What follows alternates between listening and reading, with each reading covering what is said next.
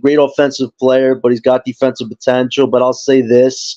Sean Marks has shown that he doesn't really want to take on new contracts or take on bad contracts. So if we take on Okoro, we're likely cutting into that cap space for next year, which I don't think Sean wants to do. I think a more realistic trade scenario is like a Georges Niang, Imani Bates, and 3 second-round draft picks for Dorian Finney-Smith. I think that would be more realistic. You could flip Niang for even more draft capital. Bates, a young player, you could have part of your core and get more draft capital. I just don't see Hey, Sean wanting to take on right. That's a good a new point, John. contract. John, let me That's ask you all. a quick question. That's a good Yeah. point you made. I don't know Okoro's contract. How's his contract look? Well, I think he's eligible for like a 3-year, 30, $45 million contract, something like that. I think that's a little high for the Nets.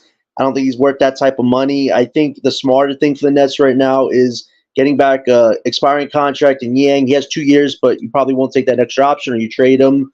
And Imani Bates, I like that kid. He's got some good scoring some good scoring fundamentals, and the second round draft capital definitely helps. I know some people want a first round pick for Doe, but there's not a lot of teams that want to give up first round draft picks for him unless they're desperate. I think the deal that I propose is way more realistic, and it keeps our cap space flexibility. I tell you what, hey, I'm Yeah. with that. I'm with John. If it's going to hurt us financially keeping Okoro, then I don't want him. Then move him. Mm. No, no, no, No, no, Joey, I I like what John appreciate said. your points, I like. Joey, but No, I was yeah, saying I like the Donnie Bates. I like the Donnie Bates for the team. yeah, That'll be dope. That'll be great. yeah.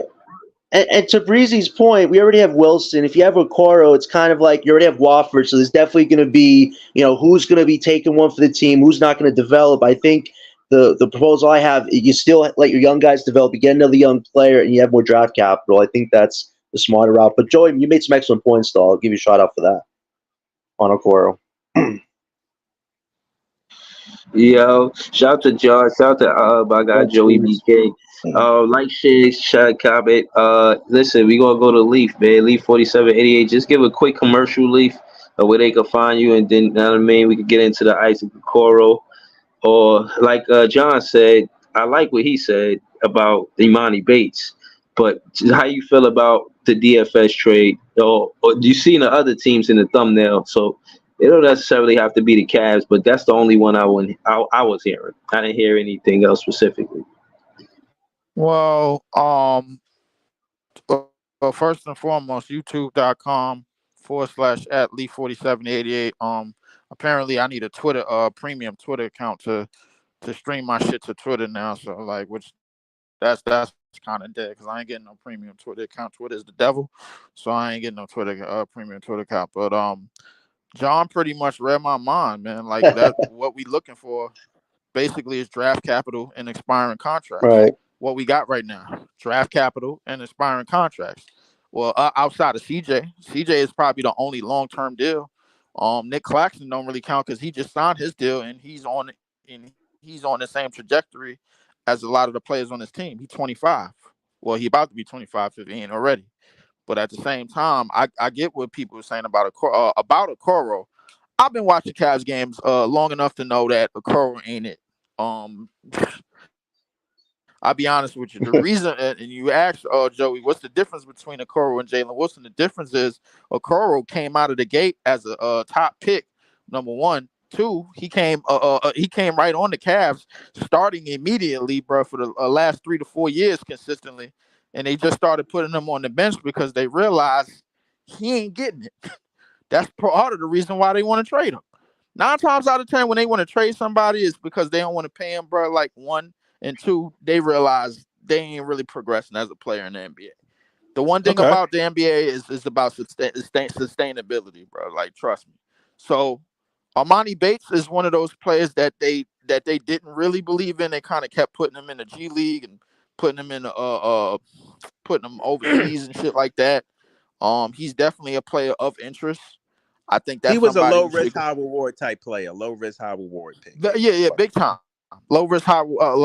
Exactly, low risk, high reward. And people keep throwing out names like Okoro and I heard Nimhard name was thrown out, bro. Ain't nobody up in here mentioned the idea that I had for over a year, which was Kai Jones. And ain't nobody even go back to that. So the way I y'all mean, so it the is way what it y'all is. talking, we shouldn't be trading I mean, we shouldn't be taking on any cap space at all. Period. Anybody that's trying to get paid, we shouldn't be taking on. That's the So we anybody shouldn't that's be trying to taking get on because a y'all big wanted contract. We Nimhard shouldn't and be all these taking on. guys. We Nimhard. listen. Expiring contracts and rookie deals that are going in that's gonna last for like 2 to 3 years. That's what we should be taking on. The only reason why I mentioned Kai Jones is because he's basically around the same plateau qualifying deal and rookie deal, just as Cam Thomas. He's just been bounced around, bro. Him and Cam Thomas was in the same draft. Hello. So realistically, so why y'all wanted Nimhard? Is Nimhard cheap? Because a lot of people wanted Nimhard. I never wanted Nimhard. Everybody else wanted Nimhard, but without realizing that Nimhard is going to be looking for a check based on how he played in the playoffs. Right. That's the player that you don't get because we're not spending money right now. The only person that we signed and put on a deal was Claxton. Everybody else, bro, is on rookie deals or qualifying offers. Trendon Watford ain't approved shit. He on a qualifying offer. We signed him back, bro. They shook his hand or whatever because he's on a qualifying offer. That's part of the program. You sign niggas that are on rookie qualifying offers. You get niggas with rookie deals. You get niggas with aspiring contracts, or you get draft capital. That's what we're doing right now. You know why? Yeah, I feel you. Because the CBA is hard to figure out, man. For a dumbass front office like us, a CBA is hard. This CBA is hard to figure out. Outside of the business side of it, Cam Thomas and Trendon Watford makes sense. They make sense on the same thing. Y'all spitting though. Now that I think about it, John and Leaf are right. From the business side of it, from cap space wise, it don't make sense to bring Okoro in. Right. And it takes away from Thomas' bag. You got to think about that too. You give Okoro half that money. What's happening with Thomas? Is he going to get the full bag, or is he going to get a decent bag? Like that literally plays a part too. So, but you're making good points about it, everybody is playing for qualifyings right now, bro. That's on this team. That's what everybody is playing for. The only person that's signed for real money is goddamn Claxton. That's the only person that should be signed for real money on this team. Everybody else is still on the first 3 years in the league, first 4 years in the league. They ain't do shit yet. So right now, bro, like we got to figure out what works going towards the future for this team, because the only thing that our head coach been mentioning about who we're gonna play through and who is gonna be like a catalyst mostly for the team is Nick Claxton. That's the reality of it. He wants him to lead the break. He wants them to do what Sabonis was doing. He saw flashes of that. Me personally, I thought it was just a little here and there shit, bro. But we'll see how it goes next season. So that's the trajectory we on, man. No big contracts over here, man. So tell Donovan Mitchell, brother, that's one of the reasons why Donovan Mitchell spent the block and signed the contracts that he signed in Cleveland, because he knew he wasn't coming over here once we hit the reset button. Simple. Yeah, that makes sense though. You right, and like you said, Jalen Wilson is way cheaper than Okoro. I forgot Okoro was a top 5 pick, so he still got a pretty decent contract coming out of college. So he's still on his rookie. He's still on his rookie deal, right? Okoro he's eligible for a new contract. Just got out of his rookie deal, but the thing about first round picks, after their first 3 years, they're gonna be looking for an extended contract. Once they get that, once they get that extended contract, it's usually a restricted contract, which that means they're in a bidding war, and sometimes they get overpaid, a la Emmanuel Quickly, and you end up paying $175 million in 4 years instead of $75 million for 3, or get what I'm saying? Hold on. So basically, Jalen Wilson is cheaper, bro, and he comes at low risk. Yeah, I mean, low risk, high reward. But Pete, what if he go to the Kings? With the relationships that because the other teams are the Grizzlies, the Kings. Say we scrap the Cavs, like, all right, that's one team. We already spoke on that. It's the Grizzlies, the Thunder, it's the Grizzlies, I think, and the Kings. The Grizzlies, the Thunder, King. I'm forgetting the team, but I know that the Kings. We probably could get a player from there, but I don't think we get a King and Murray. I don't think we get a Herder. I think you could get a Herder. Hell no, we don't get none of them. We shouldn't get none of them. The only thing that we should be thinking about getting, bro, realistically, is a player it's a player that just got drafted, because they come very, very cheap. That's why.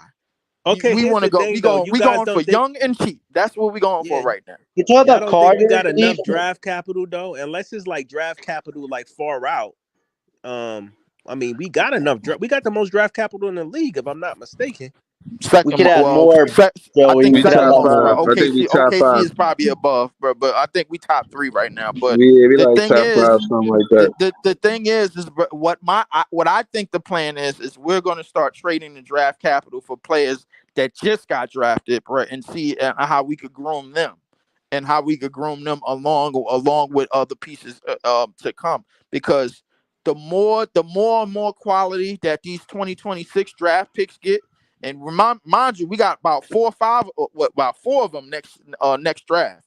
The more and more quality this draft gets, the more and more we're gonna start digging for players. I don't know, like Nikola Topic, who basically getting redshirted right now. Maybe we're gonna dig for somebody like Isaiah Collier, who somehow got trapped in Utah. You know what I'm saying? So listen, it anything can happen right now, bro. I don't think, me personally, I think we're gonna use our 2026 pick, obviously, and we're going to look to try to see if we're going to get a top 3 pick. But all the other picks outside of that, that could be used for players that just got drafted or already is in the league and still in their rookie deals. So I mean, listen, that's a possibility. Y'all can look out for that. Hold on. Marlene Sutherland said there's a salary floor, so now you can't have a team full of cheap young players. Someone has to get paid. That's Ben Simmons, Marlene. That's a fact. We ain't got to trip Marlene. Ben Simmons getting that paper. Yeah, she absolutely right, and that's probably one of the reasons why CJ is not getting traded, because the CBA demands that you have somebody on like a full length deal. So CJ is probably going to be here for a minute. That's probably one of the harder contracts to move. Now the thing is, all after the fact, little by little, we're probably going to start paying people maybe like 1 year or something like that. We're gonna probably start hitting qualifying offers. Trendon Watford is gonna be looking for some money. He's playing for some money this year. He's because he got a qualifying offer, bro, and he's looking to go in the unrestricted territory. Same as Cam Thomas and Jalen Wilson. We got on our rookie deal. Clowney, we got on our rookie deal. Whitehead, we got on a rookie deal. You know what I'm saying? So everybody mostly on rookie deals. So there's only 2 people, bro, that's looking for some change next year, bro, and that's gonna be Cam Thomas, Trendon Watford.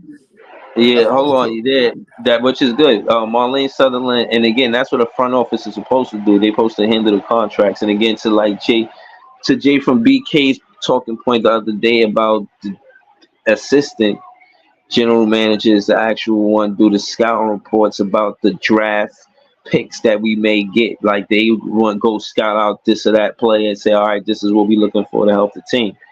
That was the assistant general manager job. The general manager job is to handle the other contracts, all the other contracts. I mean, all the contracts, but the assistant general Basically, manager is responsible for getting the players out of the draft. So that being said, I mean, again, Cam Thomas should get the pack. He should get the bag. I don't see why they should go the other way with Cam Thomas. That mean they got him throwing pitches for the Mets. Pay the guy. You feel what I'm saying? Cam Johnson. I just want to see nobody him on be this good team should enough. get the bag yet. I think Cam Johnson should.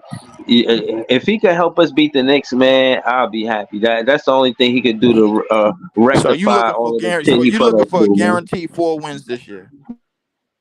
If he Playing. could do that, if he could go against like Mikal Bridges, like because Mikal Bridges is weird, bro. Like he chilling with Trendon Watford and Jalen Wilson, like you touching his head like you big dog. You ain't big dog. You ain't the big homie.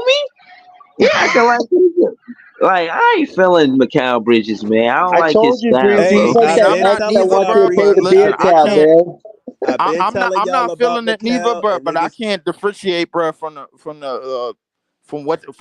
friendship or the kinship or whatever that they had, bro. Like outside of basketball, bro. Like it is what it is, bro. I ain't really gonna get into that. but I wasn't feeling him at the game either, bro. Like I sent you a message, and I ain't getting no goddamn invite to the shit, bro, before it started. But it's all good. But Yeah, but nah, hold on, nah, but don't go nowhere. Don't go nowhere. Nobody got an invite. The only reason why you see Joey is because as soon as I was going on, he asked me if I was going on tonight. I told you, man, I'm gonna be pulling up solo sometime. But listen, this the very same time I was about to go on, he sent me like, "Yo, you going on?" So I'm like, "Fuck it, I'm gonna just send him the link." Like, how real is that? You know what I'm saying? So, but if you don't be hitting me doing that. Yo, you talk about where the message link, you know what I'm saying? You don't never be like, yo, you going on now or what time you going on? So, you know what I mean? It is what it is. We here though. But again, I I mean, think Cam like that. Thomas should Not well tonight the Trump shit kind of threw me off, bro. Like somebody told me this the time into that, and they it's a bunch of channels going live. That I ain't gonna lie, CNN is going crazy right now, but that's a whole different story. But we spoke on that. I mean, if y'all want to speak on that, y'all could, because I spoke on it, you know what I'm saying? Just remember not I to don't get me want to speak banned, on it, you know? bro, because I don't know who listening, bro, and you know I could go crazy. So I ain't gonna do that. I ain't gonna speak on it. Just off the rip, bro. Like because you know I could go deep into a conspiracy bag, man. Like I like no other. So I ain't gonna do that. I mean, it is what it is, man. I just, again, like everybody got their own opinion. I think I should put a motherfucking allegedly across my screen and shit. You know what I'm saying? All of Nah, this don't is even put that. We allegedly. ain't even gonna go there, bro. We gonna keep it basketball tonight, man. But Yeah, probably best um, we do that. yeah, it's definitely best. Last night's game, I barely watched. I was kind of I ain't gonna lie, I was in and out the car, bro. Like had to go get a bunch of shit and whatever, but I was gonna do it, but I was like, I kind of seen little by little pieces and whatever, bro. I wasn't really locked Hey, into the game. how y'all think about Keon Johnson bringing him on the team, Hold giving on, him a hold on, spot? hold on. Hold on. Let me say this because I say yeah to that, right? But let me just answer Marlene Henderson. I mean Sutherland question. She said Cam Thomas won't get a rookie max. He will get something similar to Malik Monk's contract. If he get that contract, I think other teams are gonna try to like beat that shit. Like they're gonna be like, oh, all right, we can offer you a better contract than that. You know what Right, I'm but saying? then, I think but he the get thing a, I is, think he get a the bigger thing is, it's contract than not a that. restricted deal though. Like that's the thing, bro. Like the teams probably you absolutely right, but him being unrestricted free agent is much more dangerous because he's not a lottery pick. If he was a lottery pick, then he'll probably be getting more money no matter what. But the fact that he's not a lottery pick kind of works in our favor because we could throw him 4 years, 78 million, bro, on some Malik Monk type shit and still have room to go dig everywhere, like just have room to float everywhere else. We can still lay on like a good $65 million. But the thing is, the thing about the new CBA is that they kind of demand you to pay to pay out some more money. This is one of the reasons why we getting expiring contracts. So realistically, just to avoid us coming out of pocket, the Ben Simmons deal right now in hindsight, it really kind of helps us to not do no stupid shit, bro, and give somebody some extra money that they don't deserve. So the Ben Simmons on 1 year or 40 mil, bro, it kind of helps us, bro, to keep money, to basically keep money in our pocket, to That's not really true. worried about it. Yeah, That's that's true. he So we'll good have for more Because money something, we once we he's man. ain't gotta gone. we ain't gotta fill in that cap space because we already got a dud on Yeah, our yeah. team. So we could get somebody that's making 35 for 1 year, and that's an expiring deal the next year, and be all right instead of signing some chump ass nigga to some money, bro, and he blow the dope. You know what I'm saying? So like, I mean, the But one hold on, but see, again, that's why to ask what you're saying, Leaf. I'm not trying to cut you off. Is it trajectory wise? You can't get a win now player next season. You're gonna want to get a player that understand that. You know what I'm saying? Be trying to get that other draft pick if that's the direction. Everybody projecting what the direction gonna be. Everybody's pretty much saying we 90 paint. It'll be fitting to jump in that tank. You know what I'm saying? But listen, man. If that happens, that next season, y'all think we need a top 3-2 draft pick too? So y'all want to get back to back on some Kenny Anderson, Derek Coleman type shit, back to back I top draft picks like that? Like, Yeah, I wouldn't mind that, bro. Like, be honest with you, bro. Listen, like you know what? F it. I'm being a greedy nigga, but bro. I'm looking for the before hold on, before Kenny Anderson and Derek Coleman, they ain't have no quote unquote Claxton and Cam Thomas on the team. The core wasn't that. So what I'm saying is these pieces y'all talking about adding on, not taking nothing away from them, but the core that they're gonna have, bro, is a strong core. Clowney, Claxton, Cam Thomas, yeah, that's a strong core, bro. They got some good pieces to work with, Breezy. I just think next year it's a strong core. If it's strong core, if you pair it with the right piece to hold it to make sure everybody gonna eat and everybody gonna bring the pieces together. Right now, we just got pieces, but we don't have no leader, no facilitator, bro, or nothing like that to basically hold shit together. That's what we don't have right now. Leaf. We're gonna get that next year, and having I six don't know picks. if we're gonna get that. Our front office is stupid. I think Joe should just get somebody new next year and let that know, person man. draft those 6 picks. I mean, having 6 picks in a draft is rare, especially having 4 in the top 1 through 30. So the Nets have to have somebody who knows how to utilize that to the best of our But advantage. here's the And thing, though, Leaf. You don't respect Mark's drafting ability. He's shown he could draft. It's not. He's shown that he can draft late. That's what he's shown, bro. The thing about drafting in a lottery, bro, it's much different than drafting late. Drafting late, bro, you could have somebody. Somebody could still be on the board, and you could bring them on, bro, as a piece, and they could do something really crazy. Listen. Hold on. I want to tell you. It's very, very easy to fuck up a lottery pick, bro. A lot of teams have done it.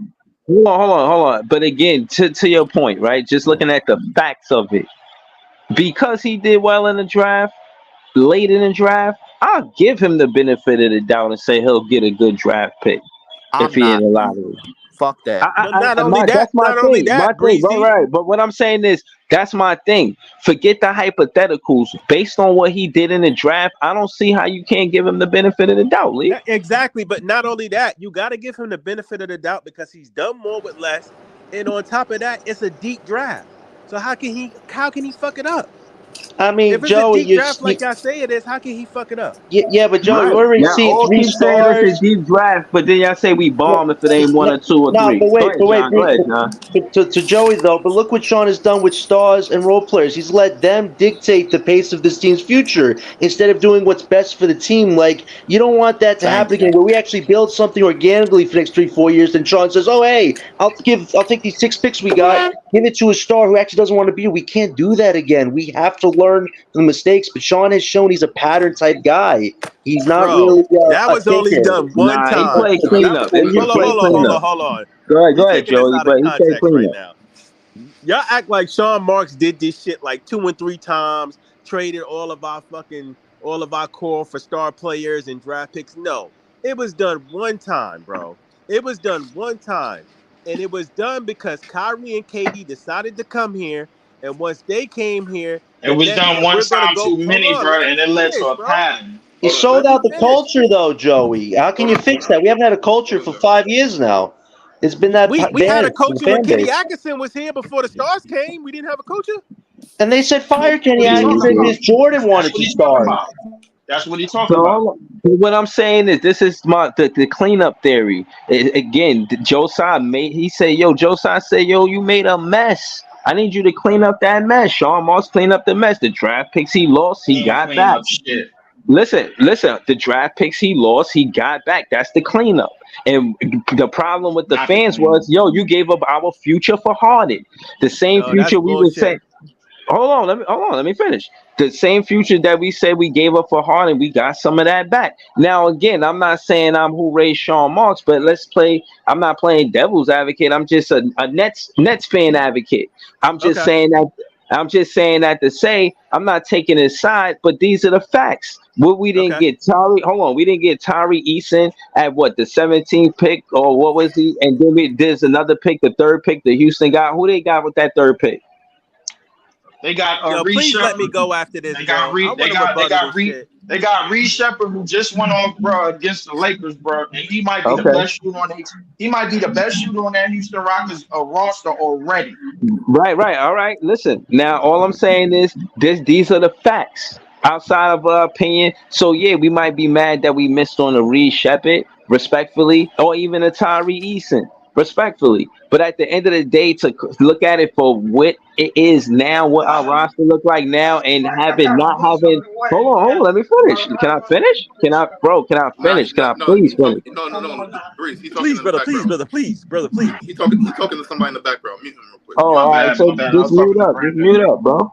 My bad. So so again, all I'm trying to say is by us not having Tyrese Eason Mhm. and Reed Shepard, this is, I guess, quote unquote, this is what we can go off of, right? Because these are what happened with our picks. The same thing we say about Jaylen Brown and Jason Tatum. It's the same thing. So what I'm saying is, we're gonna see how that shit plays out. We're gonna see if that shit sting us when we play the Rockets, or it's Uh-huh. something that we could get past. Now, it's in due time we will see. But am I that mad at Sean Marks for playing cleanup? No, because he playing cleanup. You Let, messed up. You let it. Hold on. You left a whole mess.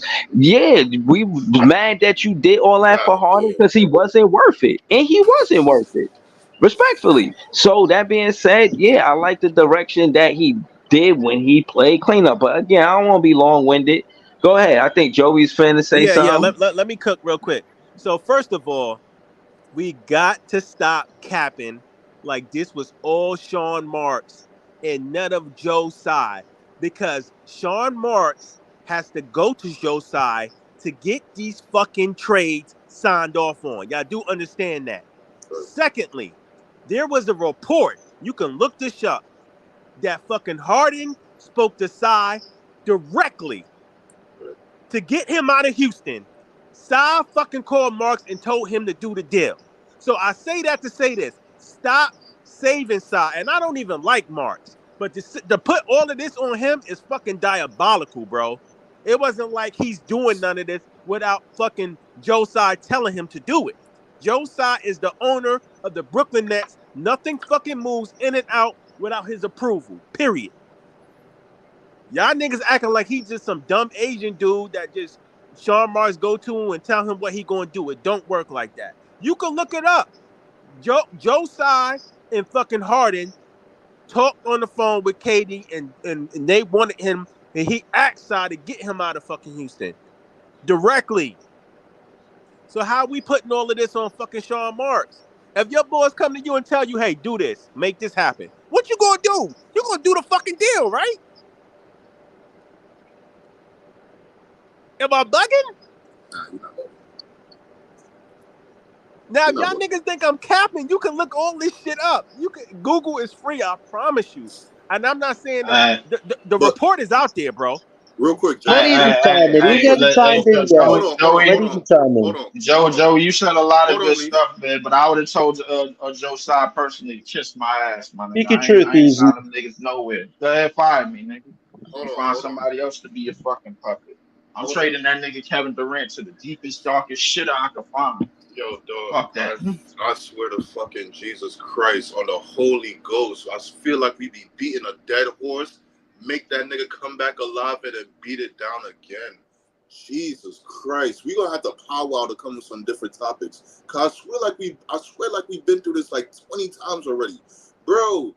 We kept on saying this shit already, dog. A championship rectifies all of this shit. I just asked this question on a different stream. If everything plans out the same way, but we have at least a Giannis championship, everybody said they cool, dog. Like, stop that bullshit, dog. Like, y'all know how ball work, dog. Y'all can get mad at all the moves and all that shit that happened, but everybody comes back to that one point in time with the foot on the line. Like, y'all need to, like, y'all No, be I beating mean the dead I'm with you, horse. Easy, because all this shit is said after hindsight. You know what I'm saying? All right, let me say this, though. Let me say this. To John and Leaf Point, I'm not mad at it, because I heard them, like, describe their point. Some people, they just come out and say, fuck Sean Marks. You ask them why, Right, and they right. can't, and they can't give you a reason why. I done Yeah. heard John and Leaf points, and I'm not mad at that, and at a certain degree, I can agree with that fully. Like, you cannot trust a front office that can't give you direction. Like, you as a man, and we all men here, bro, you cannot keep on flipping and switching sides and jumping off the fence every fucking stream. Like, one stream you with Cam Thomas, another stream you not. Another stream you with him, another stream you not. Sooner or later, niggas gonna call you out for that. Like, bro, I don't know what you trying to do right now. Like, what you trying to do? Same thing applies to this situation right here. You can't really put your whole faith into somebody that at any point in time he keeps, like, a report comes out and he doesn't refute it or denies it. Like, he doesn't shoot it down all the way, like the way that you want to shoot it. Like, oh yeah, Sean Marks could, like, next season give up certain picks for a potential all-star. You don't want to hear that when you just saw this whole situation blow up in front of your face. If anything, you want to give the fans a new direction to fall in line to, because doing the same thing over, not going to give them a good feeling, especially if a championship didn't come for it and they almost went to hell and they just got back out of it. Like, you can't. So I agree with them to that point extent. But at the same time, I do agree with Joey. We can't just throw the whole bag on Sean Marks. Like, the Brooklyn Nets organization is not just Sean Marks and nobody else in it. There's at least 50 people in the room. There's at least 50 people in the room. You know what? Another thing proves my point. Remember when they said Sai told Sean Marks to trade Kyrie? I don't want him going nowhere. I don't want him going to LA. That's how you know Sai really signed. I don't want him going to LA. Trade him everywhere but LA. Did y'all hear that report? Or was that on Sean Marks too? No, I remember that report.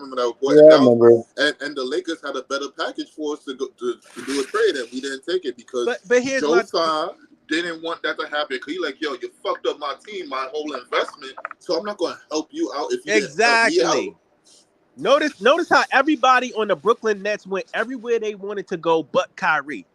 They helped everybody get to where they wanted to go but Kyrie. Now, I wanted to say this real quick. Now, we want to say all this shit in hindsight, right? Because it didn't work out for us. Listen, the Brooklyn Nets tried, bro. They tried to go all in for a championship, and the shit just didn't fucking work out. Period. They chose a direction when they traded the core for Harden. They're like, yo, we're going all in for this championship. When they bought D'Antoni and Ime and all them niggas here to help out fucking Steve Nash, dumbass, they said, listen, we're going to put the best coaches around Steve Nash to help him succeed. We're going to put the 3 of the top 10 players on the floor. We're going all in for a championship. That was the direction. Unfortunately, this shit didn't work out. It didn't work out. They had to blow it up, and they had to pivot. That's business. Sometimes shit don't work out, my niggas. Like, I mean, it's easier to sit there and complain and say, we shouldn't have did this, we shouldn't have did that in hindsight. But just like Easy said, if we would have won 2 and 3 chips with them niggas, nobody would have been saying, wouldn't have given a fuck about if we traded Karis LeVert or not. Not even 2 or 3, Joey. Just one. If we just win one, all this shit that's going on, I guarantee you, half the people that saying get rid of Sean Marks would have disappeared because just one would have justified it. Just one would have justified it. Well, easy. Next offseason is really good dictate. So what Brian Lewis said, he said, okay, we're gonna utilize these draft picks next year. But then Sean also says, hey, I want to utilize $80-90 million of cap space. Here's the thing: there will be no stars available next year. Jamal and Tatum are re-upping with their teams.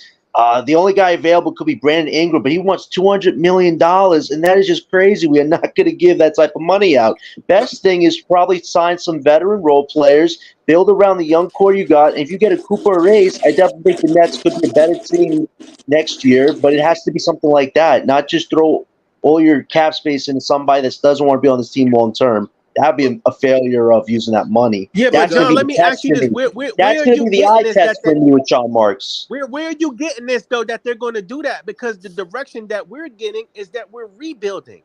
So what? That's what Brian Lewis said. Brian Lewis, if you've seen what he said, he said something like that. Because based off of the moves that the Nets have shown, they've shown that they're doing a rebuild. They're going into the draft. They're not giving up no picks. No, but Joey, that goes to John's point real quick, right?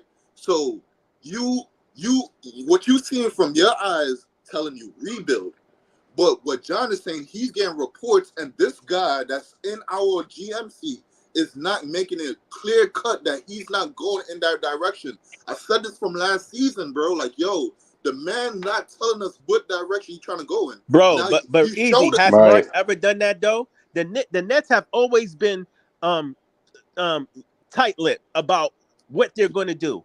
First of all, Sean Marks don't have to go out and refute anything fucking Brian Lewis is saying. Who gives a fuck what a goddamn media writing is saying? Because first of all, hold on. Half of that shit they be saying be bullshit anyway. So why does he have to go out? Why does Sean Marks have to make a public a statement about some shit that Brian Lewis wrote in the newspaper? No, Joey. Here's the thing, and this is not like a simple situation. It's not like cut black and white. Like this is a lot of shades of gray here. So like I can't just give you like he wrong or he right for this situation. Like I have to give like context to the situation and just let you determine how you feel from the information. Now I agree with you. Yeah, you as a GM, like what does it look like every time a reporter comes out and say something, you have to jump out and say something back like, oh no, we're not doing that. No. And then at the same time, some of the things he's saying, I keep on telling y'all, like y'all can't just take it for the words that y'all seeing or hearing. Sometimes it's meaning in between these words. So they're speaking through GM talk. So like before last season, when he comes out and says, yo, I want to build the team around Mikal Bridges, we all could see that's bull fucking shit. But if he's putting that persona out to other people, now let's just say the other GM, like let's just say we're next, right? Let's just say Charlotte and Brooklyn not talking, right? But we're interested in one of their pieces. But when he comes out with a statement like that, that tells the other team certain things that they don't have to really talk like directly to. So it's an indirect message. So sometimes the message come out in the press conferences and things like that. So you can't just automatically take what a GM is saying as word of gospel because it could mean something else. It could be a move to set up something else, things like that. But you know what, Easy? I'm definitely not taking no motherfucking beat writer's word for it. I'm definitely not. Listen, I get it. Everybody want to read shit and then they just want to fly off the hook. Listen, guys, we just got to wait to see how shit plays out. Listen, I know what the fuck the words that came out of Joe Tsai's mouth. He said he going to do this shit. Basically, he's going to do a rebuild in so many words. Right? Now, y'all can sit there and say, oh, well, he's lying. Listen, we don't know that. But we don't know if he's telling the truth, though. Joey, what do you want to do with that cap space next year, Joey? Based off of the moves that are being made, the direction is pointing towards rebuild. But Joey, what do you want to do with that cap space next year? Do you want to take on bad contracts? Because Sean doesn't want to do that. If that was the case, we would have took on Zach LaVine's contract just to get off of Ben Simmons. And we're not going to do that. So what do you want to do with that cap space next year? Do you just want to take bad contracts? I think you gotta take it by ear though, John. We can't just automatically determine like what you want to do with your cap space. I mean, I understand you because like you're a GM, so you have to be forward thinking. But I think at this point in time, we gotta take it by ear. Like, yeah, you can have some pieces on the board, but I wouldn't think that you will go for an all-star caliber piece that you would have to give a max extension to, or at least a good big deal to. I wouldn't think you'll go in that direction as a team unless the contract is more friendly. But I'm pretty sure like they got pieces on their board for like next year, just in case like somebody opts out of their free agency coming up. Like, yeah, we can get these pieces to plug in, but like I don't think like they just looking like, oh yeah, big cap space, we going big game hunting. I don't think they. But it's two sides to this thing, right? You got the Nets fan like sticking Sean Marks with the stick, like Sean, do something, sign somebody, go out there and get the next star, do something. Why aren't you signing this person and that person? Then you got the net fan on the other side of the pillow that's like, nah, let's do this thing organically. Let's build through the draft. If we got to take on bad contracts just to fulfill that cap fulfillment, cool. Let's build through the draft and do this through our young guys. So it depends on which net fan you talking to. Because some net fans want to do this thing organically. Some net fans is like, Sean, you're not doing enough. You need to go out there and put a winner on the floor right away. Hold on. You got to look at what Sean is saying. He's saying we're going to do an organic rebuild. Then he says, oh, it's not going to take that long. Okay. Then what are you going to do with that cap space next year? Hold on. This is Joey's talking point, bro. I'm one of those fans that want to do it organically. Now, I don't necessarily want to tank for the 1, 2, and pick, but I get it. If I had to go this route or try to take on free agents the way we did with KD, Kyrie, and Harden, I'd rather do it the way where we get the draft picks. That being said, I just wanted to say this page, that's where I stand at. I'd rather do it organically than try to win through free agents. But how y'all feel? Shout out to Jay. Jay joined the panel. What's good, Jay? Yeah, what's good, fellas? How y'all? What's up? What's the word? Chilling. I was just listening to y'all. Decided to join the panel, know what I mean? But I was tuned in. I'm just saying, like, both can't happen, my nigga. Like, if we choosing the direction of developing, and the winning ain't gonna come right away. Like, we gonna have to go through a rough patch. That's just part of the process. So So that's I don't know agreed, what Joey. y'all want to You do. want to win? Y'all want to You do want it. to win Y'all want to 40 do it the hard way, or y'all want him to go out there and just try to sign stars and give up our assets again, I which feel like people there can be complained a about. median between both of those.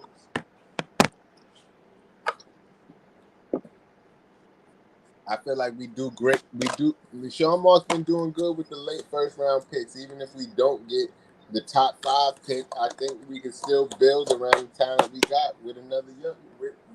Yeah, but niggas don't even want to give him that grace. Like, oh, I don't want Sean Marks picking the picks, and I'm like, well, and Leaf said it. Leaf said it's a difference between picking top 10 and picking late 20s, which is true. But I mean, we still not giving the guy the benefit of the doubt, even in a deep draft with No, a whole bunch of draft capital. but the thing is, Joey, that he lost a lot of the fans' benefit of the doubt. That's the thing. So like, even if you pick it from the even if you're a good pick in the draft, even though you pick it low, like we lost the faith in you from the moves you made. So even if you're doing good in this area, the other area that you did bad in, Yeah, it was so bad. So like, let's just that's say like true. I agree. shipping and I see what receiving, you're but like saying, packet, Easy. But this like is his strong suit, though.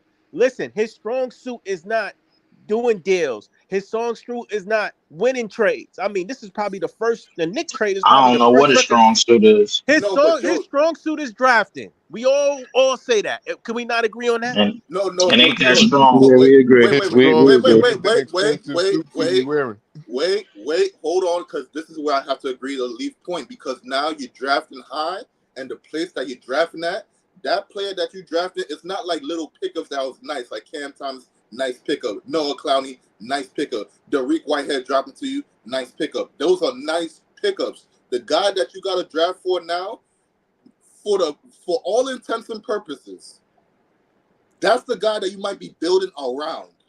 So, Thank Right. you. so But you gotta pick the right guy, and then you have I to understand that. start Breeze, picking the right guy. Easy. I understand that. But my thing is, how can he fuck it up in a deep draft with as much draft capital as he got? Hold on, Joey. Right. Well, You well, telling me well, he Hold gonna on, well, hold strike on, out? hold on. I'm gonna He answer. gonna I'm gonna strike answer out? that Hold on, Leaf. I question. got you right How now. I y'all got you not right. optimistic, Leaf. man? How y'all No, hold not on. optimistic? Leaf. I got you right now, Exactly. bro. Because we keep fucking failing, nigga. That's why I'm not optimistic. Hold on, Leaf. I Nah, got then you you right never now. go. But Hold no, on, hold on. hold on. Don't crash the whip. Don't crash the whip.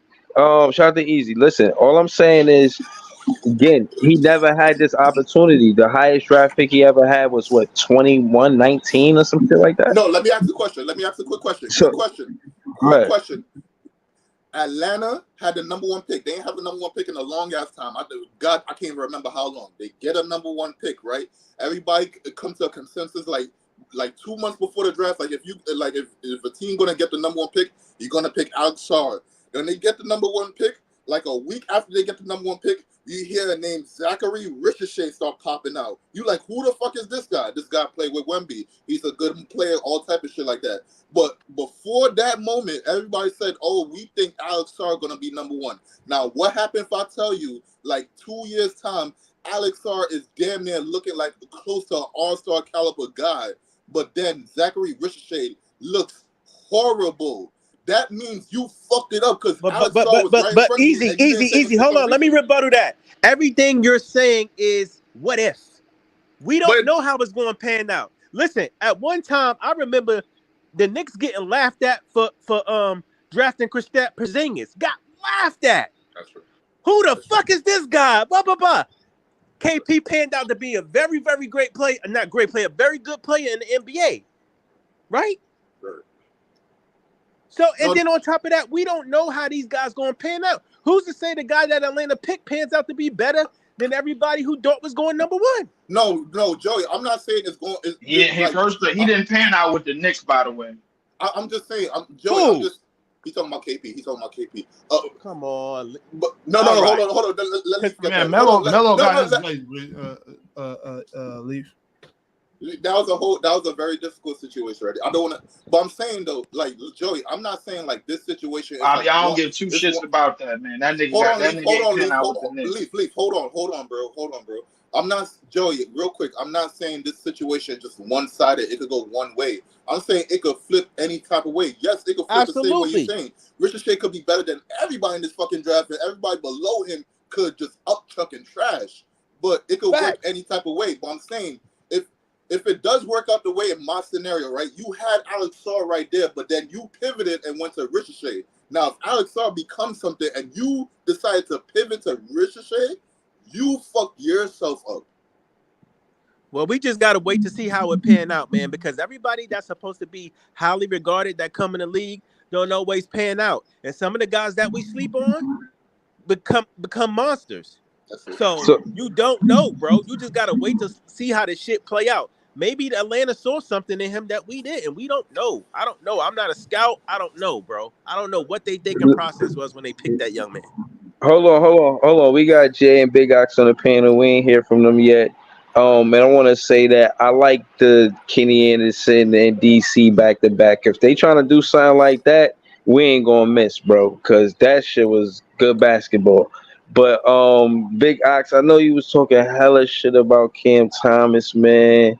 Like, what's going on with you, Big Ox, man? I can't have you on one of the biggest shows that play sports shows. I can't have you with this Cam Thomas rhetoric, man.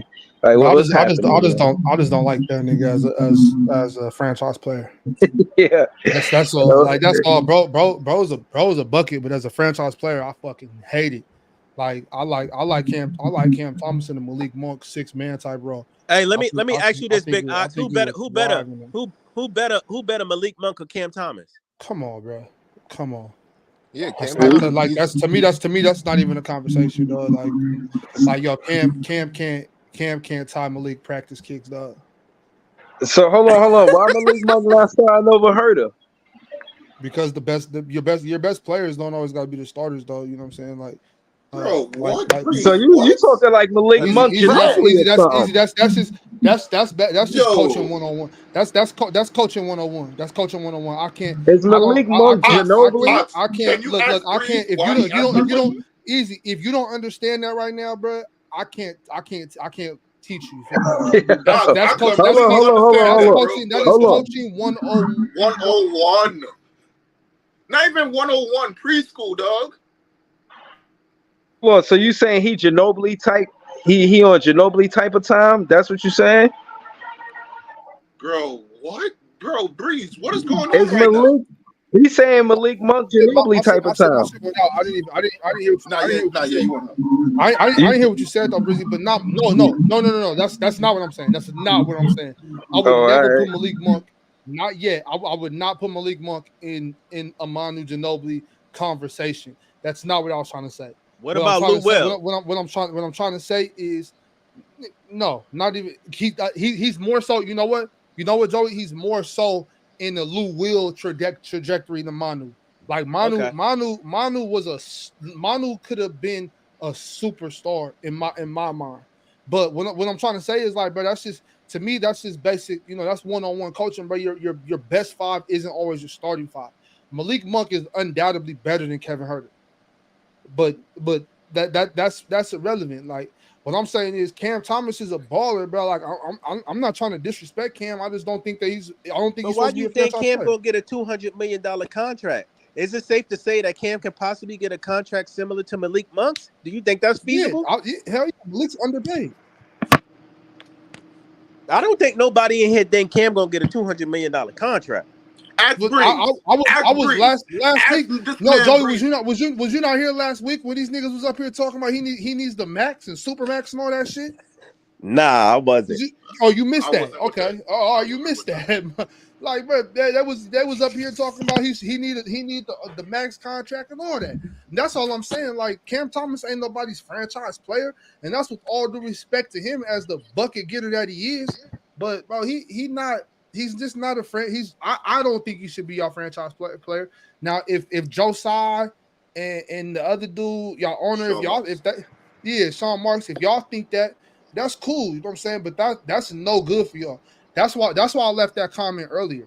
Like, to say that 200 is too much for BI, but then in the same breath say that Cam should get a max, I think it's crazy.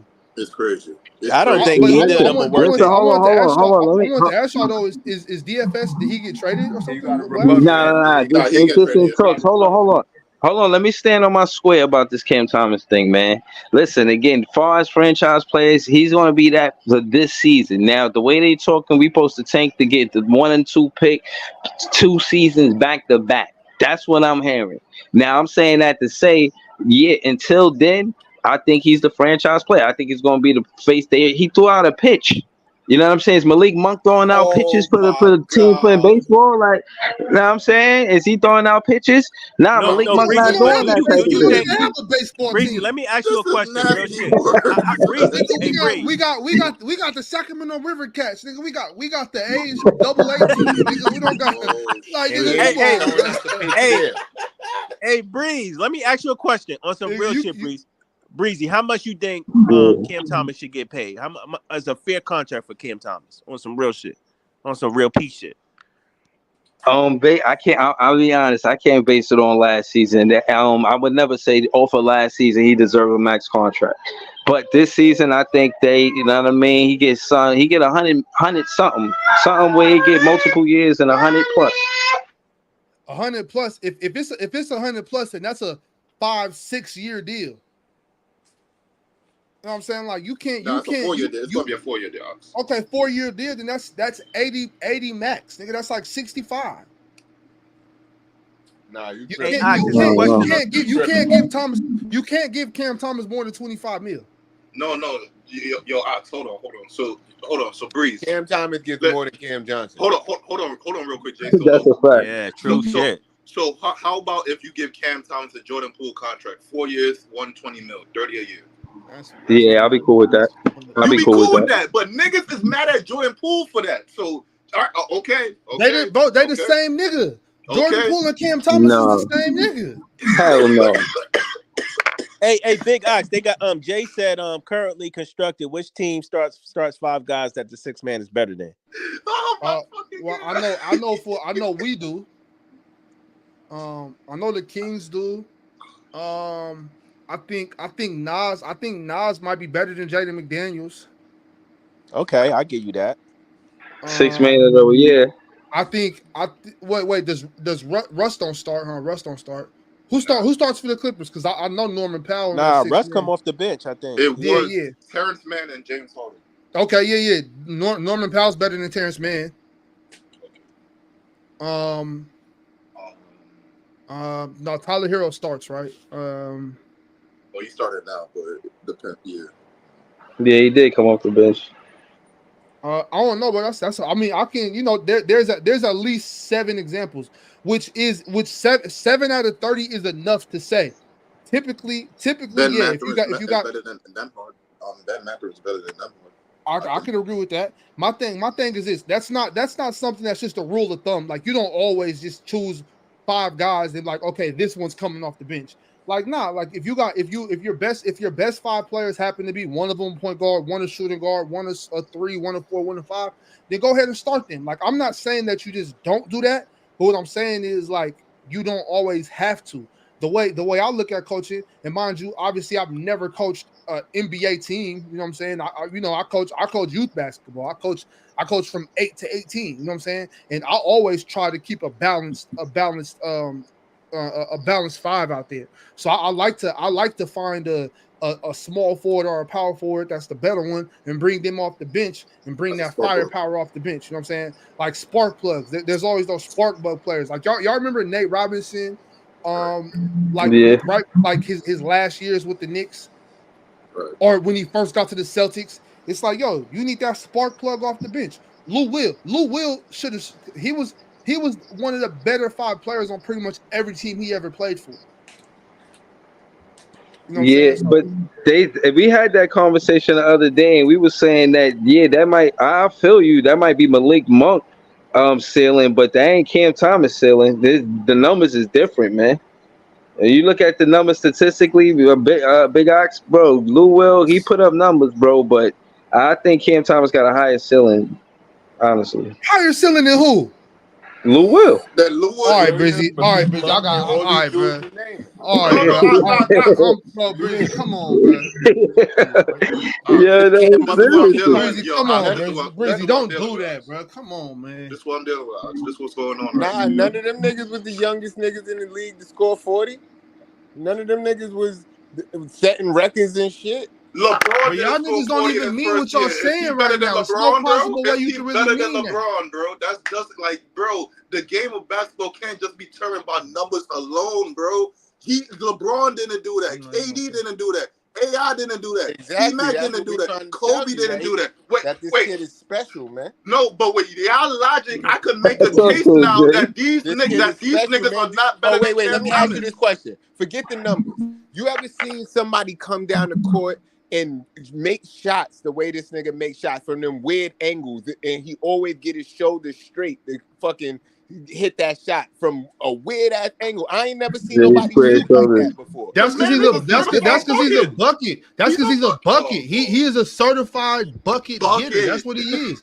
Being a bucket getter does not make you a franchise player. Being a bucket getter does not mean you're. You know what? He's a good basketball player, but I'm gonna say this: being a bucket getter don't even make you a good basketball player.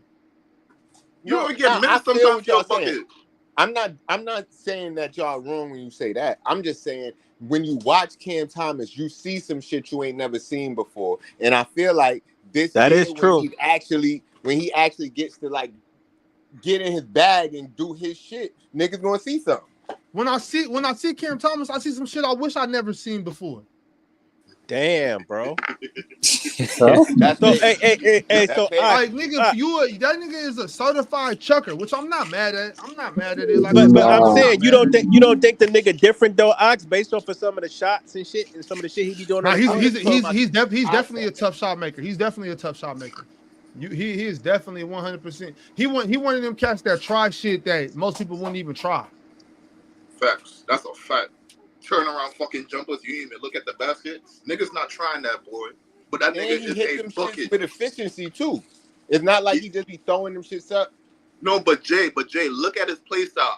First off, I brought up the numbers at the even very KD least. said he practiced them shit. Like he was like, Cam practiced that shit. But Jay, at the very least, I'm giving this nigga 20 shots. That's a fact. He need to stop practicing that shit. That's what I'm saying, Jay. Like, yeah, he might practice that shit. He might make a lot of tough shots, but he needs to stop practicing that and learn how to practice winning basketball. Learn how to practice running the offense. Yo, he said it himself, and I've been saying it before he said it. Like in his first couple years, it's like, yo, I'm not getting a lot of playing time. I'm not thinking about passing the ball when I get in the game. And really, from his philosophy, he said, if you're not getting the playing time like that, who's thinking about passing the ball when they get in the game? All I'm saying is, once he is able to get the minutes that he's supposed to get and get put in the role that he's supposed to get put in, then he's going to pass the ball more. That's going to be more of a focus for him. If he was a lockdown defender, he would have definitely got them fucking minutes. If he focused more on the defensive end, he'd have got them minutes. Patty Mills wasn't a lockdown defender neither, because the niggas was bigging up Patty Mills last night. But he was a liability on offense. I'm saying if Cam Thomas improved his defense first, because his offense was always there. That nigga was always a bucket. If he improved on his defense first, he'd have definitely got that fucking minutes. Because now there's no way you could deny this nigga. No way. But yo, and that's a perfect example. That's the perfect example. Cam Thomas makes crazy shots. Now, y'all not gonna feel me on this, but I'm gonna tell it to you anyway because I gotta say the things that y'all are scared to say. Patty Mills is a better basketball player than Cam Thomas. No, they were saying that last night, and okay, because we was talking about cool. about the fact that during some of them playoffs, from BK said right now, Thomas should have got some minutes over Patty Mills because Patty Mills was stinking up the joint sometimes, or at least over Joe Harris. Well, I'm saying like if I got to put somebody honestly, like if it's the fourth quarter and this might be 5 minutes left in the game and we're up 4, and I got to put Cam Thomas or Patty Mills in the game, but I'm putting in Patty Mills. You out of your fucking mind? I could be. I might be. Yeah, that one outside. I don't know. That Yeah, might be a I ain't little. gonna lie to saying, you. like That's a I'm little saying, like different. because I Still, don't right need you. now to this day, like Deontay Wilder, to this day, you still put in. If I'm up for, bro, or whatever, if I'm in a situation like that, so we talking situational basketball right now, right? If I'm in a situation like that, I don't need you out here trying to shoot shit from behind the backboard, crazy ass turnaround. I need somebody that can control the game. I need somebody like I need that for my franchise player. Cam Thomas don't got that in his bag. That's not in his repertoire. But that wasn't in Patty Mills' bag either. What do you mean that's not in Patty Mills' bag? Patty That was Mills, not in Patty Mills' bag. Patty Mills at the most he did was bring the ball down, pass it to. The most he did was bring the ball down, pass it to Manu or Tim Duncan, and then run off ball and wait until he caught the ball, and he was a catch and shoot point guard. And that was at a premium at that time. That is not what you would ask for in most situations. Stop in most situations, I would want my point guard to be able to come down and make the right decision with the basketball. He didn't make any right decision. As a matter of fact, Casual, that's exactly what I want from my point guard, is to come and make the right decision. And if in that instance, if the right decision is to come down and give the ball to Manu, then do that. I don't need you dribbling the ball. I don't need you dribbling the air out the ball, doing all types of shit to make the crowd go. I don't need the crowd going wild. You acting like that's all that Cam Thompson does. You acting like that's all that Cam. That is not all that Cam Thomas does, though. He doesn't make smart. He doesn't make decisions for the team. He doesn't play defense. You know what I'm saying? I agree with that. He's out there. He's out there to excite the crowd. That is the perfect sixth man. That is the perfect guy. That is the perfect spark plug. Bobby, you acting like six man agree. Close the game, bro. Come on, bro. Like, you acting like what Malik Monk ain't never closed no games for y'all, bro? Wait. Once again, Leaf, I want to make this clear. I don't think Cam Thomas and Malik Monk are the same person. I think Malik Monk clears Cam Thomas. That's fine, I agree. But that wasn't my question. But that wasn't my question. Put on a cap. Did Malik Monk ever close a game for y'all? Hell yeah. He closes a lot of games. Okay, so he closes a lot of games for y'all as a sixth man. So now you saying Cam Thomas, who is by far the best player on our team in a situation where he's that ain't saying much though. By far is a stretch. That ain't saying much though. Y'all was up here. Why is that a Thomas stretch, talking about he was better than Mikal and all that shit, bro. Stop this shit. He is better. Yeah, acting like he was better. Acting like Cam Thomas was better than Mikal Bridges or better than Nicholas Claxton is crazy. That's crazy. You know who you niggas are. I'm gonna tell you. Leave don't start this. Leave don't start this. Yo, Breezy. Let me tell you niggas. Okay, but Breezy. Let me tell you niggas something real quick, Breezy. Let me tell y'all niggas something. I'm gonna tell you who you niggas are right now. And it's all due respect. I love my Brooklyn niggas, right? But let me tell y'all niggas something real quick. You niggas are acting like that disgruntled ex that talks shit about that significant other. As soon as look. We were talking about that nigga while he was let him cook. Let him fucking cook, man. Hold on. Let that nigga fucking cook, man. I've been saying this shit, dog. I've been saying the same fucking shit, dog. No way, bro. He won a fucking goddamn playoff series since 2000. Nigga, fuck his franchise. We talking about us, my nigga, and this how we moving, my nigga. I've been telling y'all niggas this shit, dog. I've been telling y'all niggas this shit. Stop that weird ass movement, man. I've been telling y'all Easy. Let me ask you this question. Hold on. Let me ask Easy this question real quick. Hold on. Let me ask Easy this question. Easy. Hold on, Leave.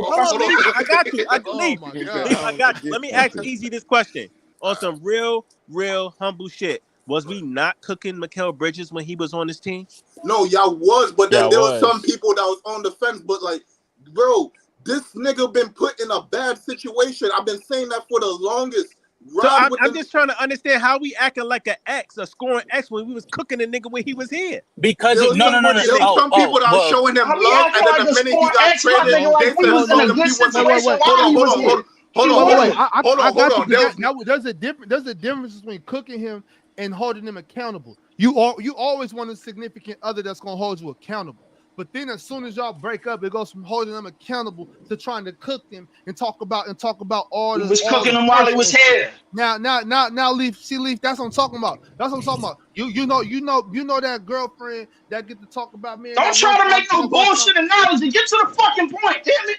I would get to the point if you would stop yelling, nigga. What I'm Hey, saying is, Leaf, Brooklyn's in shambles. you talk oh, you I'm praying now for all you, of a sudden man. at first it was just like yeah, I love him, but he snore like a motherfucker. He just snore all the time.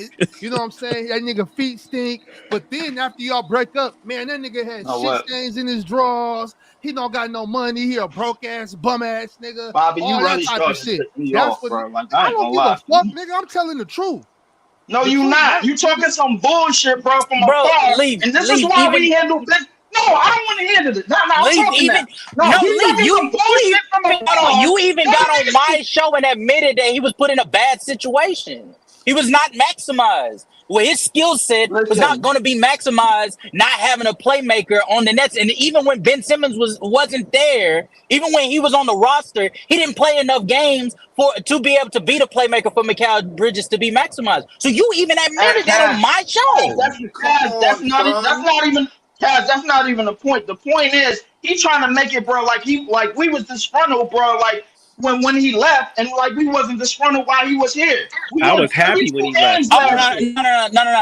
Ox. To be fair, Lee's been hating on Mikal Bridges since That's because he Leaf been a saying he's hater. some No, shit. no, That's no. what Yeah, that Whoa, yeah, is. whoa, he's a whoa. hater. He's a That's hater. not. Leaf, Whoa, Leaf, whoa, hold on, Leaf is casual, his casual. own hater. Whoa, nah, Wait. Say it casual. again. That's Say that shit no, again. no, Leaf no, is no, a no. Hold on, No, own hold on. hater. That's careful no, analysis. That's not hate, bro. That's careful no, Get analysis. the that's fuck what it out of here, is. There was Breezy. no, Yo, But when there they Breezy, was was you no talking ain't about never, anal. Cam There was, Thomas, I'm you you ain't telling said you, never, it. there you was ain't no never known this nigga to analysis. do There, analysis. there All was this nigga do is hate. there Nah. was no analysis when it came to talking about Mikal Bridges. It was he's some shit. That was his words, not No, no, mine. no. He It said was he's some careful shit. analysis. That's It the was analysis. No, careful That's the careful analysis. analysis. But when he analysis to started say talking he's some about shit. Cam That's That's Thomas, crazy. that careful shit not careful analysis. He's some analysis, shit. bro. Which one is it, bro? This is what I keep on talking about. Niggas keep hopping on different sides of the fence. Oh yeah, it's careful analysis with Cam with Mikal Bridges. But when we start talking about Cam Thomas, nah, bro, you doing too much. Which one is it, bro? Which one are we doing, bro? Are we doing careful Bro. analysis or we just hating right now? What's going We on? should No, we no. should I be doing always do nothing because careful I analysis. move the fuck on, bro. I always do careful Bobby analysis. ass bringing up some shit that don't matter, bro. The point of the fact of the matter is now we done pushed the damn reset button. We in the shitter. We going for the damn redraft this direction. That's the bottom line. None of that shit really matters anymore. None of it.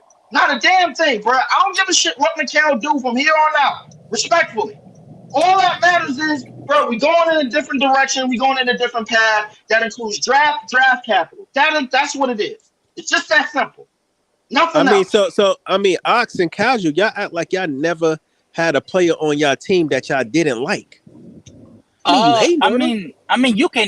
You can not like their play style, but you need to be able to accurately point out what it is about their game you don't like. Oh, we Like pointed out a lot about I don't Mikal. like. Oh No. yeah, I Well, can. That's easy he work. just asked. And you need to accurately be able to say, bro, when I don't Leaf have a has lengthy not pointed it out. we No, don't have casual, no, we don't casual, have a casual. lengthy because Hold I on, don't want to have a lengthy conversation, bro, about a nigga that helped us win 32 games. no, Maybe I didn't want to casual. go over there and waste your time, casual. No, hold on, You don't want to hear casual. about no nigga from the Nets, do you? Hold Of No. on, What are you course, saying? you know I hold on. love talking hoops. Of course I would have. Hold on, casual. It's not that they didn't like the play style. It was what the things he was doing. Niggas said from the minute he got here, oh, you doing podcasts with these niggas from across the sea. Oh, you dapping these niggas up at the end of the game. You smiling with these niggas. Nah, we don't like that. Don't fuck around. Don't tell me about the play style when y'all came here and compromised and said, yeah, he been put in a bad situation. It's all the other fucking shit. It's all the other I think shit, it was dog. both. I think it was both. I think it was his demeanor on top of his play. Like, first of all, I'm not respecting no nigga, and I'm not that can't create his own shot. Like, why are you the number one option? And not only that, he gave up. He was just like, here, Cam, you be the number one option. I can't do this shit. I'm just not built for this.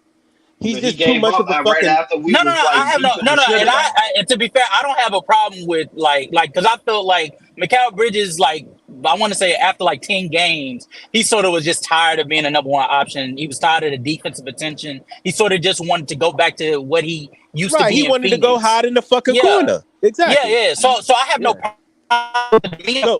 My thing is every time I talk to Leaf about the Nets, Mikal Bridges some shit. That's it. That's all I get. Because I don't want to go into detail about it, bro. I don't want to waste your time. That's what it is. But Cash, bro, you be having me up there for like 20 minutes. I don't want to waste time talking to you about how bad Mikal Bridges was after 10 games and what he didn't do and how he didn't move the defense and how he couldn't create his lack of creation and all of that crazy shit and all of that shit that you like to get into. Fuck that. Fuck him. He's trash. That's all I'm leaving it at that. Hey man, I've been on this Nets podcast for a while, and a lot of our players get that work. Ben get that work. Mikal got that work. Cam got that work. Cam J definitely. We give that work to all these niggas. Cam Thompson do not get that work, bro. Not over Cam here. Thomas? Cam Thomas no. Not get that work, bro. Cam Thomas could not have possibly, not from what I heard. I heard this nigga. Cam Thomas do not get that work on this table, bro. I heard this nigga should be a franchise player. He does not get that work. You cannot say. I think I criticize. I mean, Breezy may not criticize him like that, but I do, and I think other people do. Yo, why y'all gotta do me like that, bro? Yo, hold on. At the beginning, why y'all gotta do me like that, bro? Cam Thomas do not get no work on Who this if they channel, wasn't, I was gonna point it out, Breezy. If they didn't point it out, I've been on this channel for almost Cam Thomas do not get that work over here. Hold on. I'm gonna say the same things I said about Cam Thomas all season. He needs to make sure that he can test the three once the ball gets swung after like 3-4 basketball actions. They swing the ball and try to find the guy that Cam Thomas is guarding for the open three, and he has a lot of late contests or no contests. That is the critique that I had on his defense all last season until he got better. So don't make it seem like I don't critique Cam Thomas. I know when he needs to work on his game, but that being said, I also said he'll be a better team defender than an ISO, a one-on-one defender, and he's not a POA defender. Even though in the latter part of the season, I see him doing some POA defense. But anyways, go ahead. Yo, I think win, Breezy. I think like game 77, like game 77. I know on this game 7. It was already I'll go back and look it up. I know on this podcast. I mean, I know on this show that we have repeatedly gone over saying that Cam's playmaking need to get better, his defense need to get better, et cetera, et cetera. So he has gotten criticized plenty of times up here. Believe it or not, gotten better. He's gotten better too.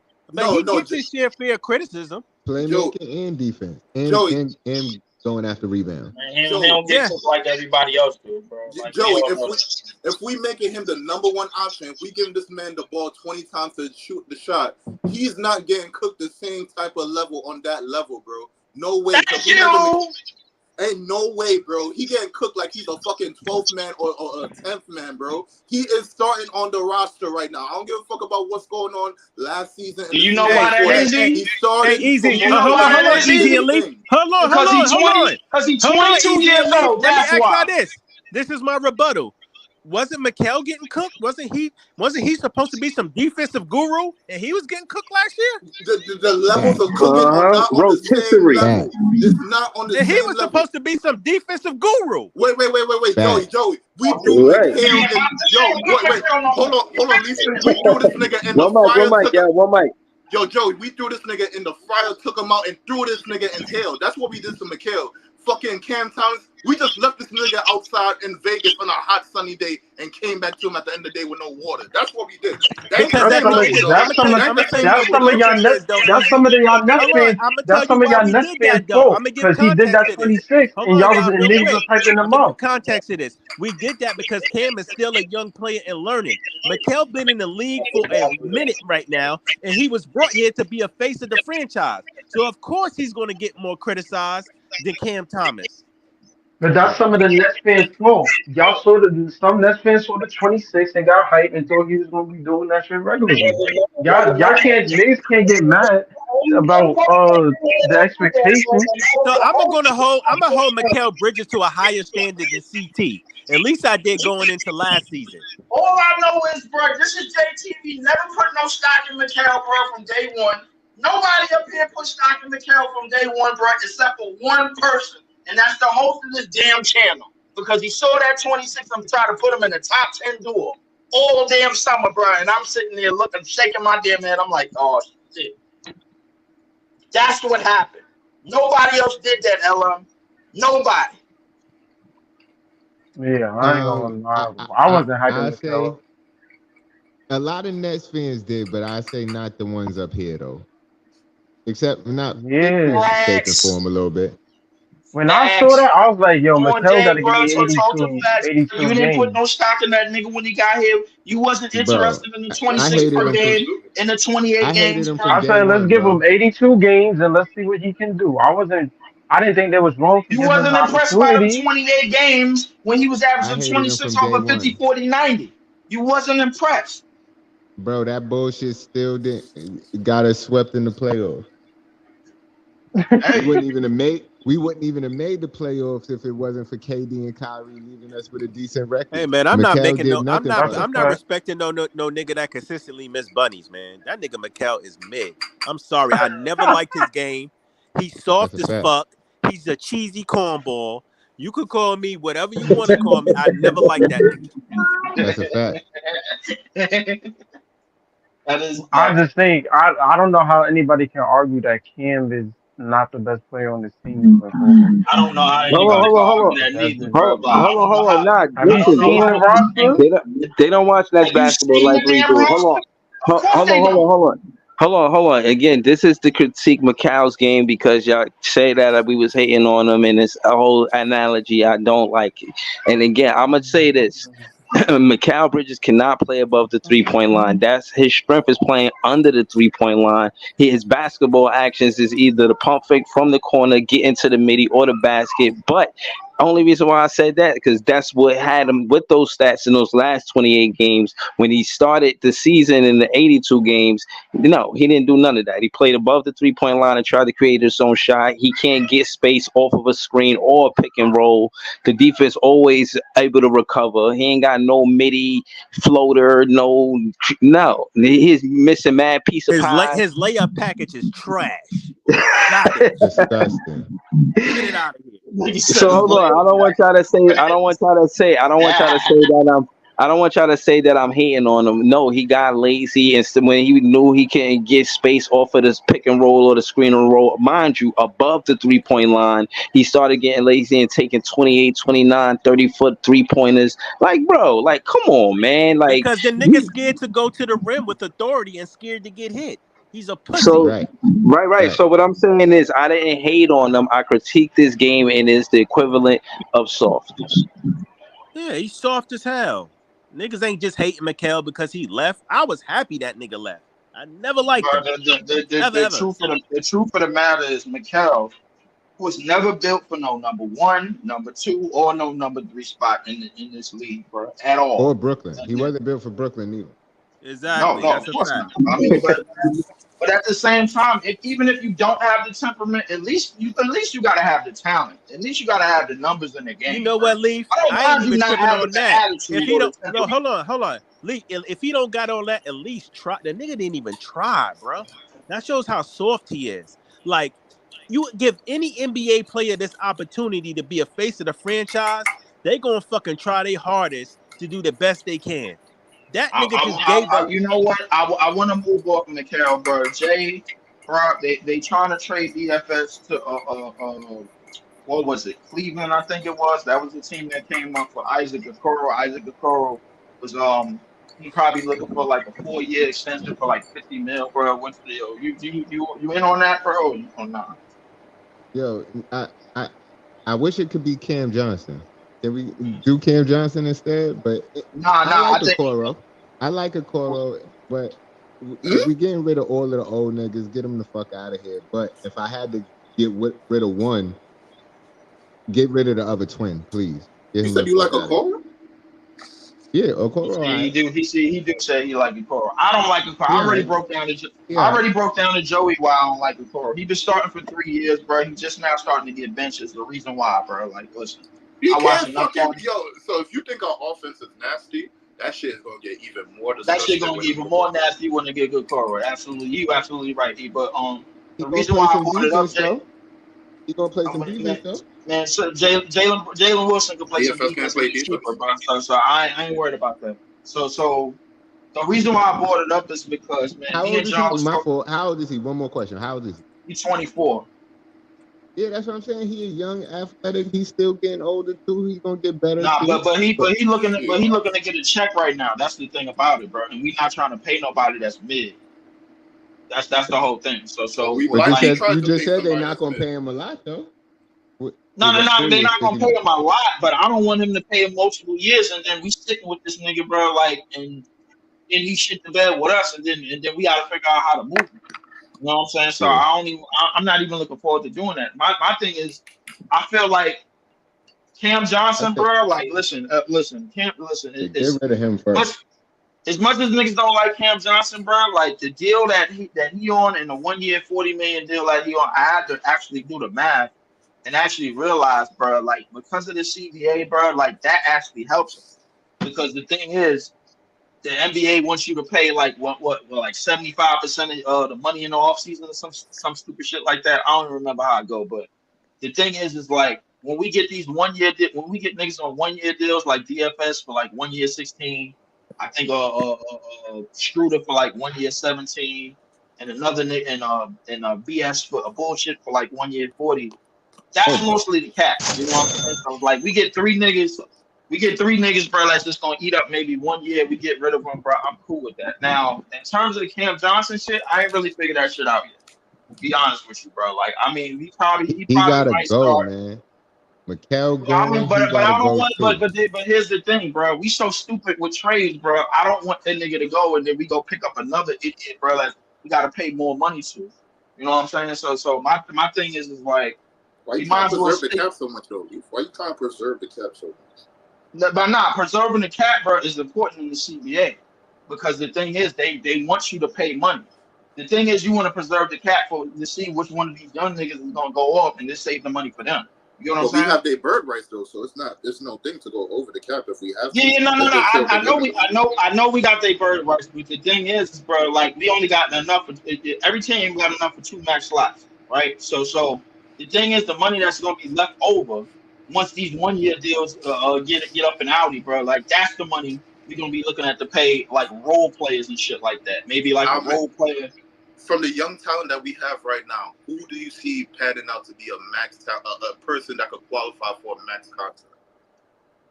Outside of Claxton, Claxton didn't get a max though, so Claxton didn't get a max. So yeah, you're absolutely right. Ain't none of these niggas really worthy of no fucking max. I'll be honest with you, but I mean, so you worry about the max, but they never might even come close to even getting a max.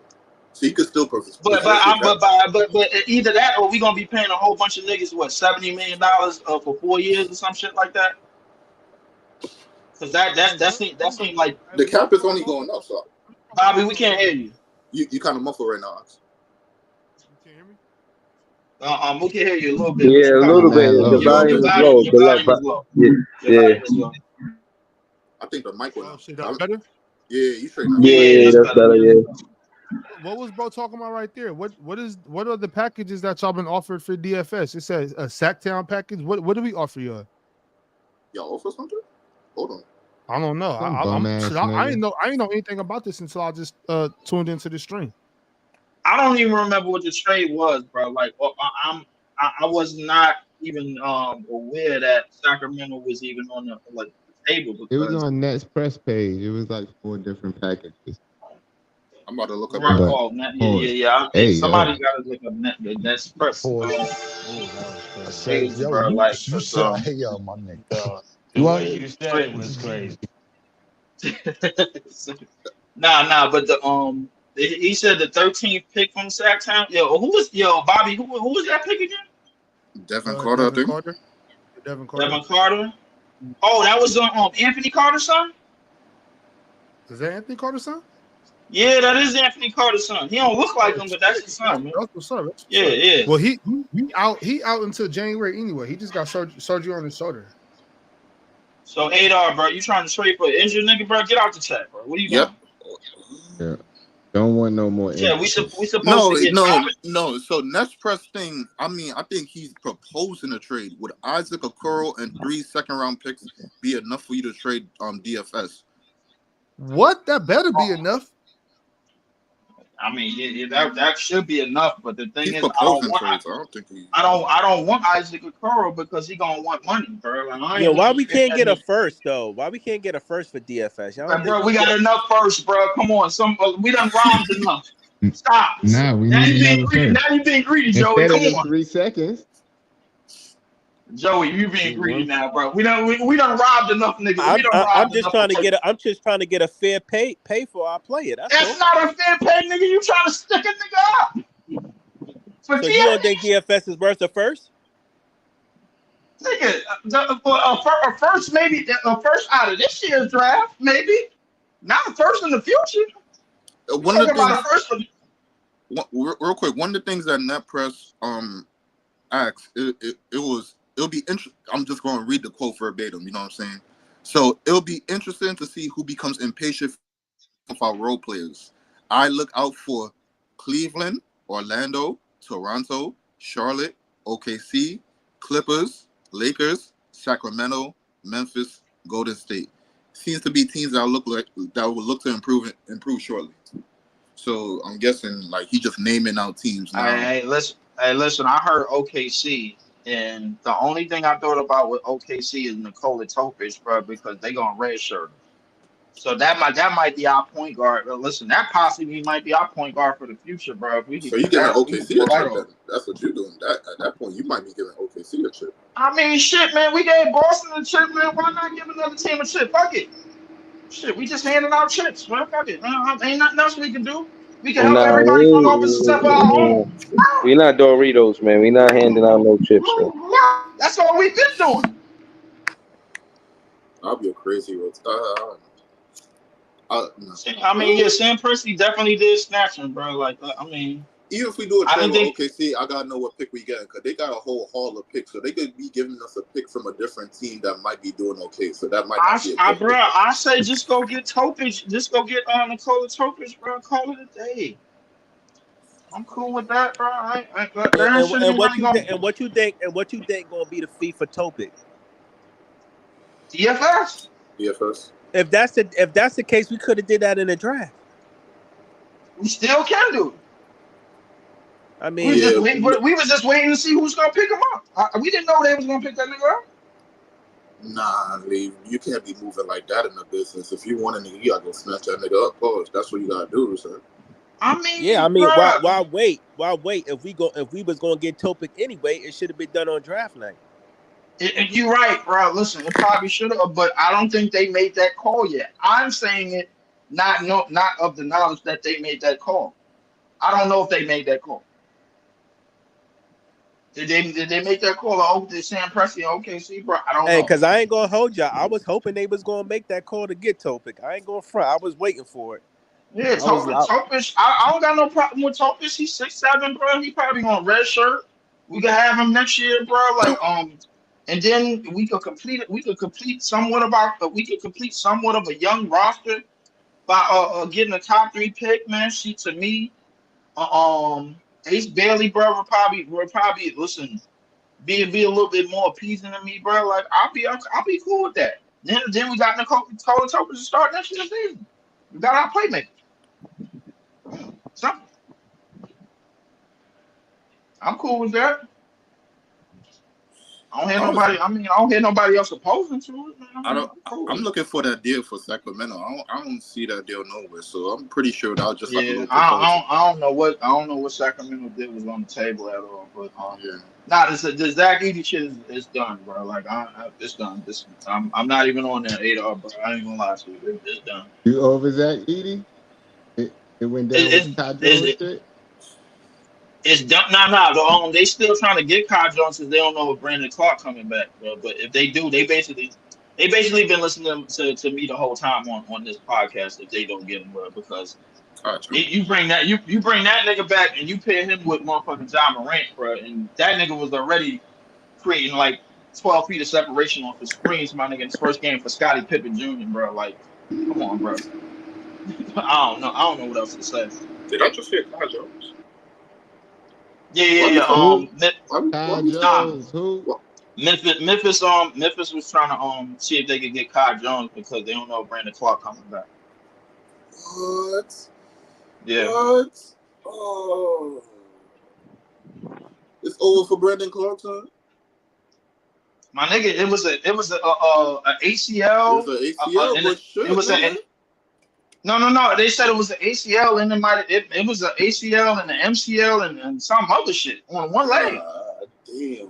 What the? I thought it was just. God damn. Nah. He messed a lot of shit up. And listen, I might have been saying that. I might have overdid it with other shit, but they said it was a whole bunch of other shit wrong with him, bro. Like they said, he might come back maybe another year.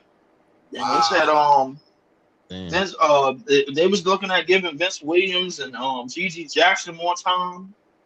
Oh, we already know for a fact Gigi getting more time. Well, we know for a fact Gigi. Yeah. No, I know for a fact Gigi, but like Vince Williams, they wanted a backup 4-man. So because when the last time Clark was playing, him, Steven Adams, them niggas was like putting in work, bro. They like you gotta remember Memphis was the top rebounding team in the league. He was a big reason, a part of that. He was one of the big reasons. He was a very big reason, a part of that. But now, I guess they looking at Kai Jones to basically fill that spot because basically what Brandon Clark was doing is the same. It's basically the same thing: running, getting rebounds, getting putbacks, getting lobs and shit. So, I guess they looking at Kai Jones the same way. I don't know. I mean, shit. They looking at him the same way, but they've been looking at him for a while. I don't know for sure if they're gonna get him, but they said there's something going on with like his agent or some shit or whatever, and they ain't responding or whatever, something like that. But who knows?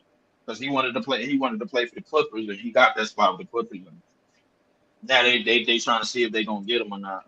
So, but they said he could expect the nigga to get playing time because the Clippers basically messed up the dope over on their side. So I don't know. If they do get that nigga, bro, if they do get that nigga, they stole my whole game plan, bro. I ain't gonna lie to you. I mean, we gonna see, man. But I think DFS. If Zach Edey become anything up in it, I don't know where. If Zach Edey become anything, bro, y'all ain't gonna never hear that at the end of me, bro. I ain't gonna lie to you. Why, bro? I let it hear it. I'll let it hear it. What? I totally did that last night. Yo, Easy, didn't I say that last night? Bro, Leaf. You wanted that nigga to come to our team. And I'm going to say the same thing that I said last stream that you even just said a while ago. Who on our team is John Morant? Who on our team is Desmond Bain? Who on our team is Triple J? I mean, it's easy to say that now that he got drafted, bro. Now that he got drafted there, but what I'm trying to explain to you is the fact that we got a coach that's been coaching him for the last 4 years, like basically in our team Canada. We got somebody that knows him, bro. Like the thing is, he's not somebody you need to run shit for, bro. Like he's somebody that's gonna make an immediate impact for your team. Just off the strength that he could do all the shit. He could do a lot of shit that doesn't show up on the stat sheet. You saying that like another coach can't see that? Like you have to play with that man to know that. Like you can't. Like you saying that like another coach can't look at him and see him play. I'm not saying that. I only threw the Jordy Fernandez shit on there for flavor, bro. I ain't really throw it on there. Okay. Just to put a point out, bro. But my thing is that I think he would have been a little bit more comfortable just with Jordy Fernandez, knowing how he plays. And that development process of him developing more a well-rounded game would have went a whole lot quicker just off the strength of Jordy Fernandez being here. Now, how it's going to show out in Memphis, we don't know. He probably going to be listen, he already better than Steven Adams was at the age of 30-something. So he could already score around the basket. He could rebound. I mean, I mean, hands wise, bro, like he ain't got the greatest hands in the world, man, Paul. But I mean, listen, he already doing shit, bro. Like he already gonna make an immediate impact for that team. To me, he the best player in this draft, bro. Like I don't really see no comparison, to be honest with you. So you got him rookie of the year. Oh yeah, easy. That shit is in the rookie of the bag. year. You heard it That first. shit is in the bag. I mean, I'm the one who came up here and asked that question. Like, I don't see Donovan. Yeah, I see Donovan Clingan getting minutes. I like to me right now. This competition at the center position, bro. Like, is the greats. Is the greats, bro. Like, is the top players in the league right now. So, all you really got to do. 15 and 15, bro, a night, bro. That'll get him rookie of the year easy. Oh hell yeah, 15 and 15 a night, dog. What? Yeah. Holy shit, dog. That'll get him rookie of the year off the rip. That'll give him that. Nigga, they might be. Yo, I'm not gonna hold you, dog. I'm not gonna hold you, dog. If he do some shit like that, dog, he might get a vote for DPOY, dog. I'm not gonna lie to you. He might. Yeah, he might just do that. Yeah. I can see that happening.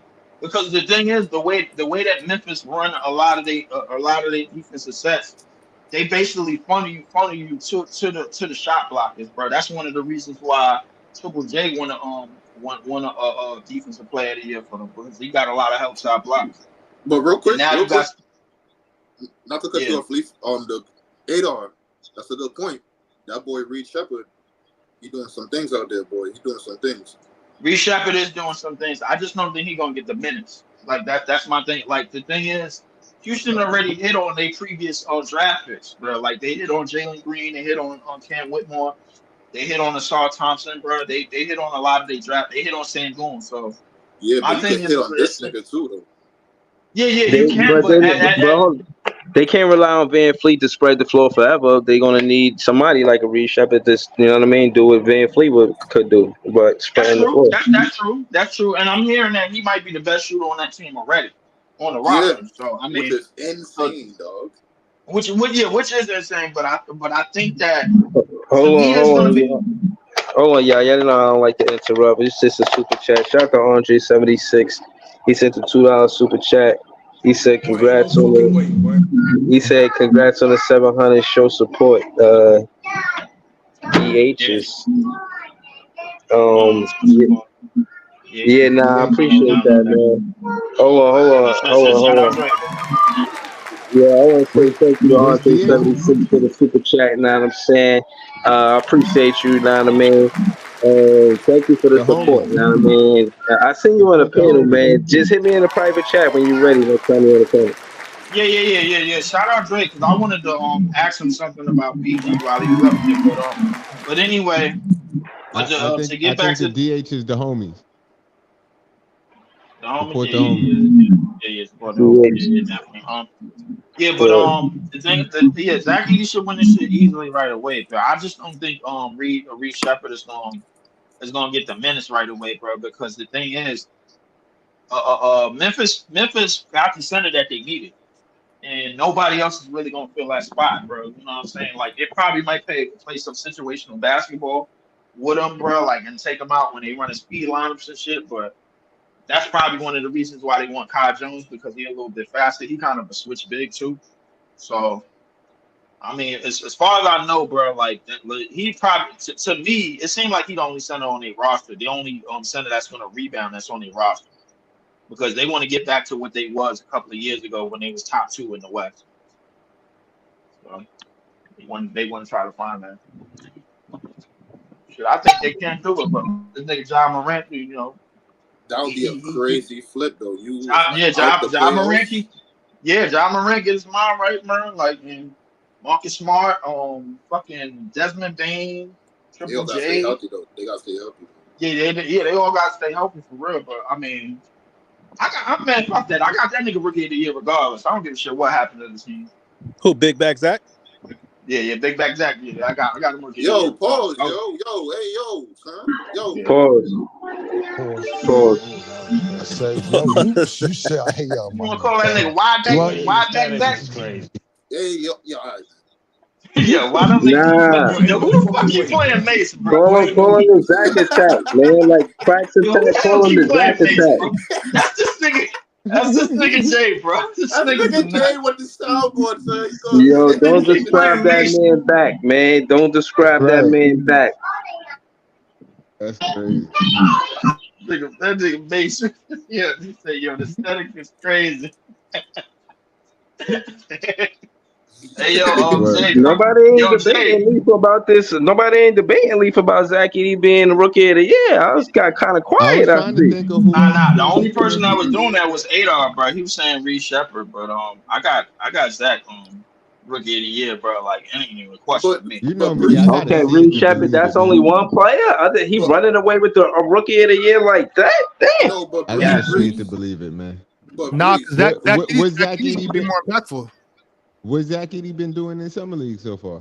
He played a game he yet? put up 15 and 15. He put up 15 and like 5 blocks, and then Oh, that's where he you had to pulled sit. them numbers from. Yeah. Yeah, Okay. 15, But don't 15, y'all couple think blocks. Zach's gonna help the Grizzlies more than Reed helps the Rockets? Yeah. Absolutely, Nah, that's a fact, Big Ox. I do. Well, it that's depends a on fact, Bob. it depends on if the team can stay healthy because Memphis got decimated last season. So if they can They stay did. They healthy, definitely did. he's gonna make a good impact. If they all get hurt again, then like his impact not gonna get seen as much as it needs to For be. Zach, as long as Triple J and Ja can stay healthy. Like if Desmond, Triple J, and Ja all stay healthy, then that would be amazing for Zach. Don't But as forget long about as Marcus Smart, bro. well, yeah, I didn't forget about him. I'm just saying if those players specifically, like Mhm. Triple J and Ja specifically, if those two stay healthy, then Right. Zach's gonna have a big impact on the team, I think. Yeah. I was talking Well, about him on the rookie of the year. Zach is a huge body.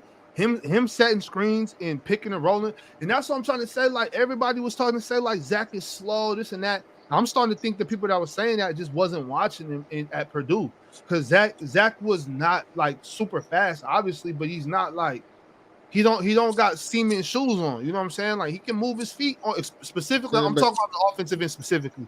Like in that yeah, pick and roll, he got good footwork. He's not just like what I don't know what you'll call it, like a big. I don't know. He's not whatever they was trying to say he is. His feet can move, bro. Zach is dope, nigga. Zach is good, bro. I think Zach is the best player in the draft. But niggas never cooked them on the offensive end. It was always about this defense. You can't move fast enough on the defense. They're gonna pull you out the paint. That was the I real mean, thing. I heard it from and both. I NBA heard it game from is both faster. ways, easy. I heard it from both ways, easy. And I my don't thing think they're gonna is, pull him out the paint. he don't have to switch off on guards. I don't give a shit. Like, bro, that's the thing. People, bro, y'all got to understand with this basketball dialogue. I've been consistently 5 days.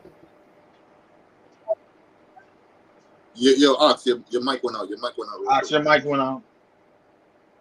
You might have unplugged. Yeah, you Yeah, we was Your mic listening. went We out. was listening, Big Ox. I was definitely Go ahead, Bobby. listening. You straight. Y'all can't No, hear you straight me? now. You straight now. There you go. You back now. Yeah, You there you back go. now. There you go. Yeah, we can hear you Back, now. back. We can hear you now. I gotta switch my mic out. My bad. But like, bro, I've been having to talk about basketball for 3 hours a day, 5-6 days a week for 2 years now, and I've come to realize that a lot of people are stuck in one way of thinking about basketball. Like people, and it depends on when people start watching the game. Like people that start watching the game when the Warriors were winning, they look at it one way. People that were looking at it like back in the day, they look at it one way. Like for instance, like Chill kind of stuck in his ways, and people that were in his time of thinking, they kind of stuck in that brand of basketball. I'm trying to adapt to be able to look at it like from everybody's point of view. But the thing about basketball is that you don't have to play it one way. You know what I'm saying? Like when people are like, oh, well, they don't got enough floor spacing. Well, you don't need everybody on the floor doesn't have to shoot. Everybody on the floor doesn't have to be able to play perimeter defense. You know what I'm saying? Like for you to have a big man that can't switch out and guard Shea Gilchrist Alexander or be able to stay in front of De'Aaron Fox, like that's not a problem at all. Like that doesn't mean anything. You know what I'm saying? Like that's on the coaching staff and that's on the other 4 guys on the court to be able to execute the defensive scheme.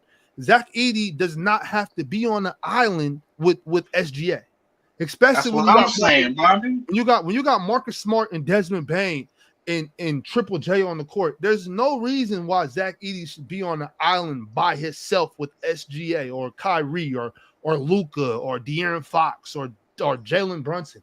If that happens, then that's the coach's fault. That's not Zach Edey's fault.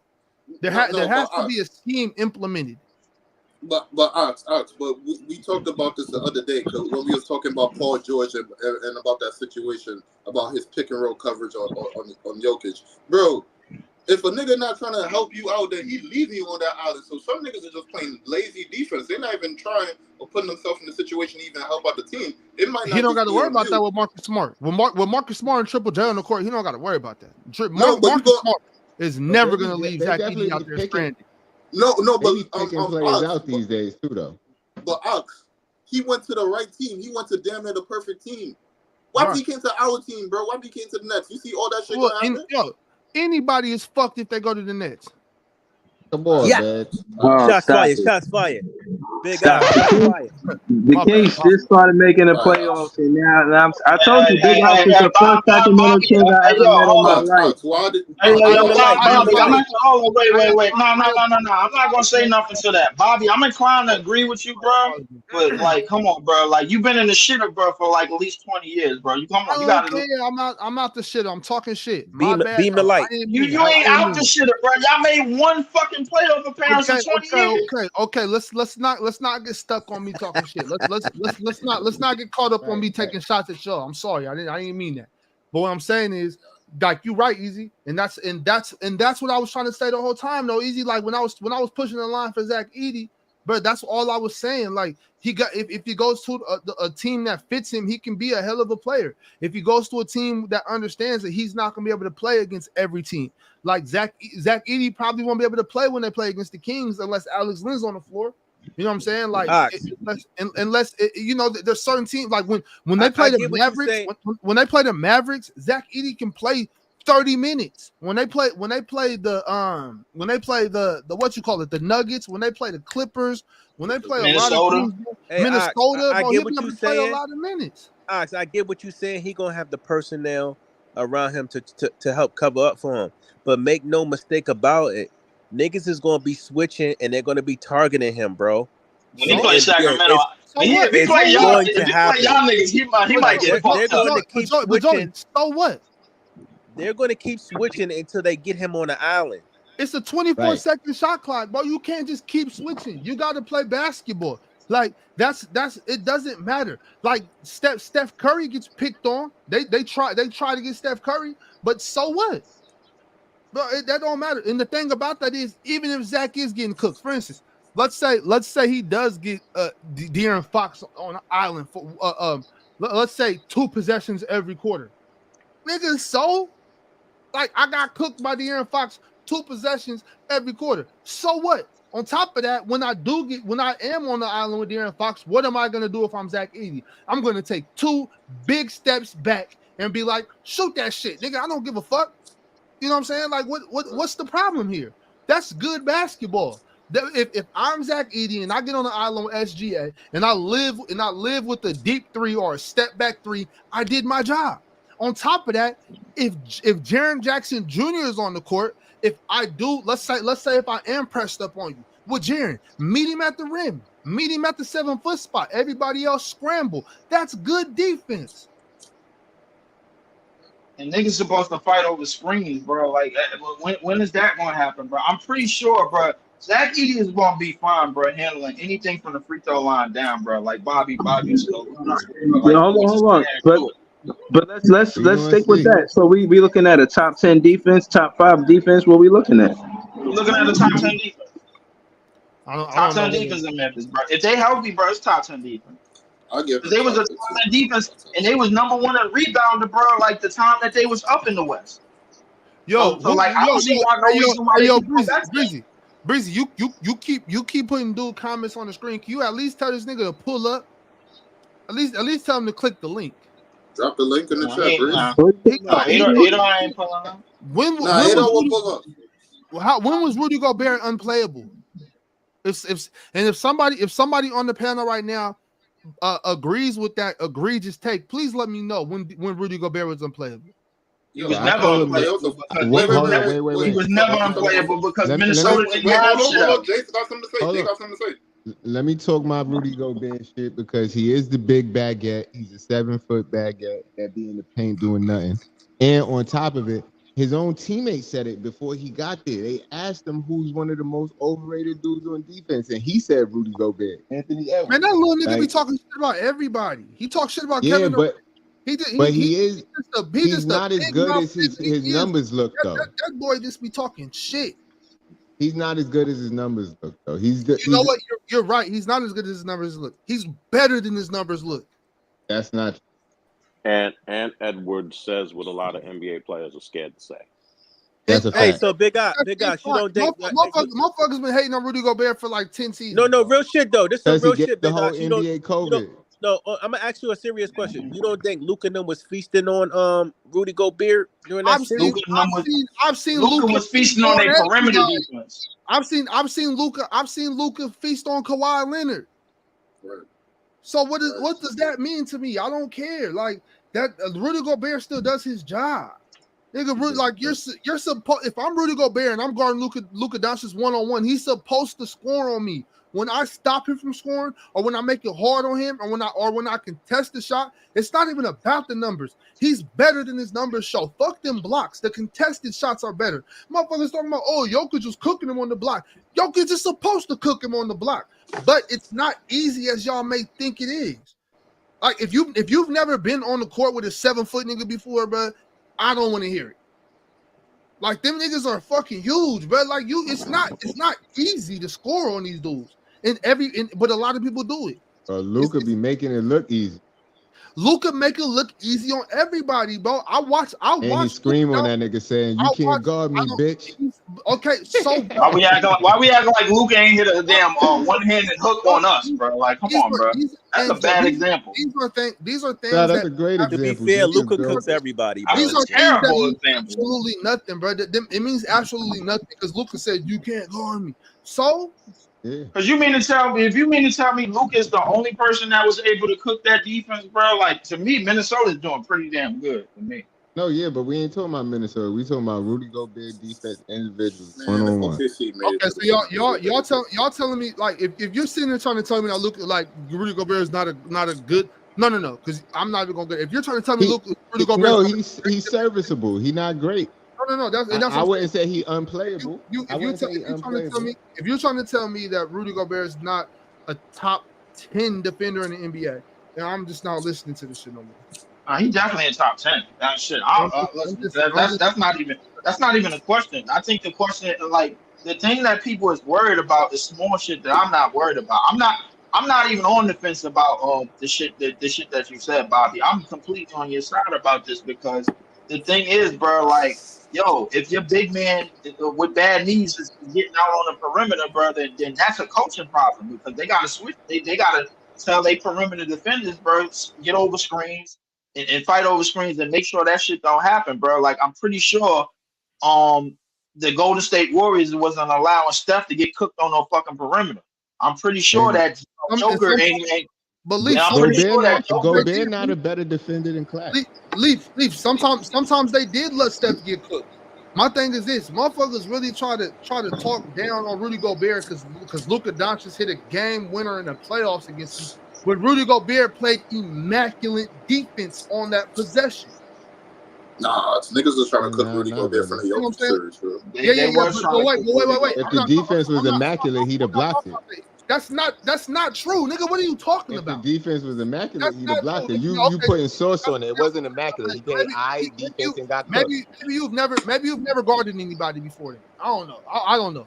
It's really immaculate defense makes a play. He played okay defense. It's really simple to understand, bro. His ankles look loose, bro. I'm a big. He said his ankles look loose. Yo, bro, I don't know. He's putting source on it. See, nigga, you trolling, but I'm serious. If I'm a big man and I beat you to a spot, turn my hips, get to the other spot, and make you step back and shoot that shot, and you make it, that's a hell of a shot, bro. You did your fucking thing. Good shot. But But And on top of immaculate that, defense will once dictate again, what the offense is doing instead that's of what letting he him just dictate did. what you're That's doing. what I just explained to you. Did you You not know, watch? No, he didn't. No, he didn't. He got put on the string. Hold on, He Leaf. got Hold on, put Leaf. on the Did string. How you Mark not- Jackson Did said? you not see? Did you not see Luka go left? Rudy Gobert move his feet and get in front of him. How Mark Jackson Then he said? go, Good, then good, he go right. Then he go right. yeah, Rudy man. Gobert. good defense, better offense. How Mark Jackson said? And then Luka goes left.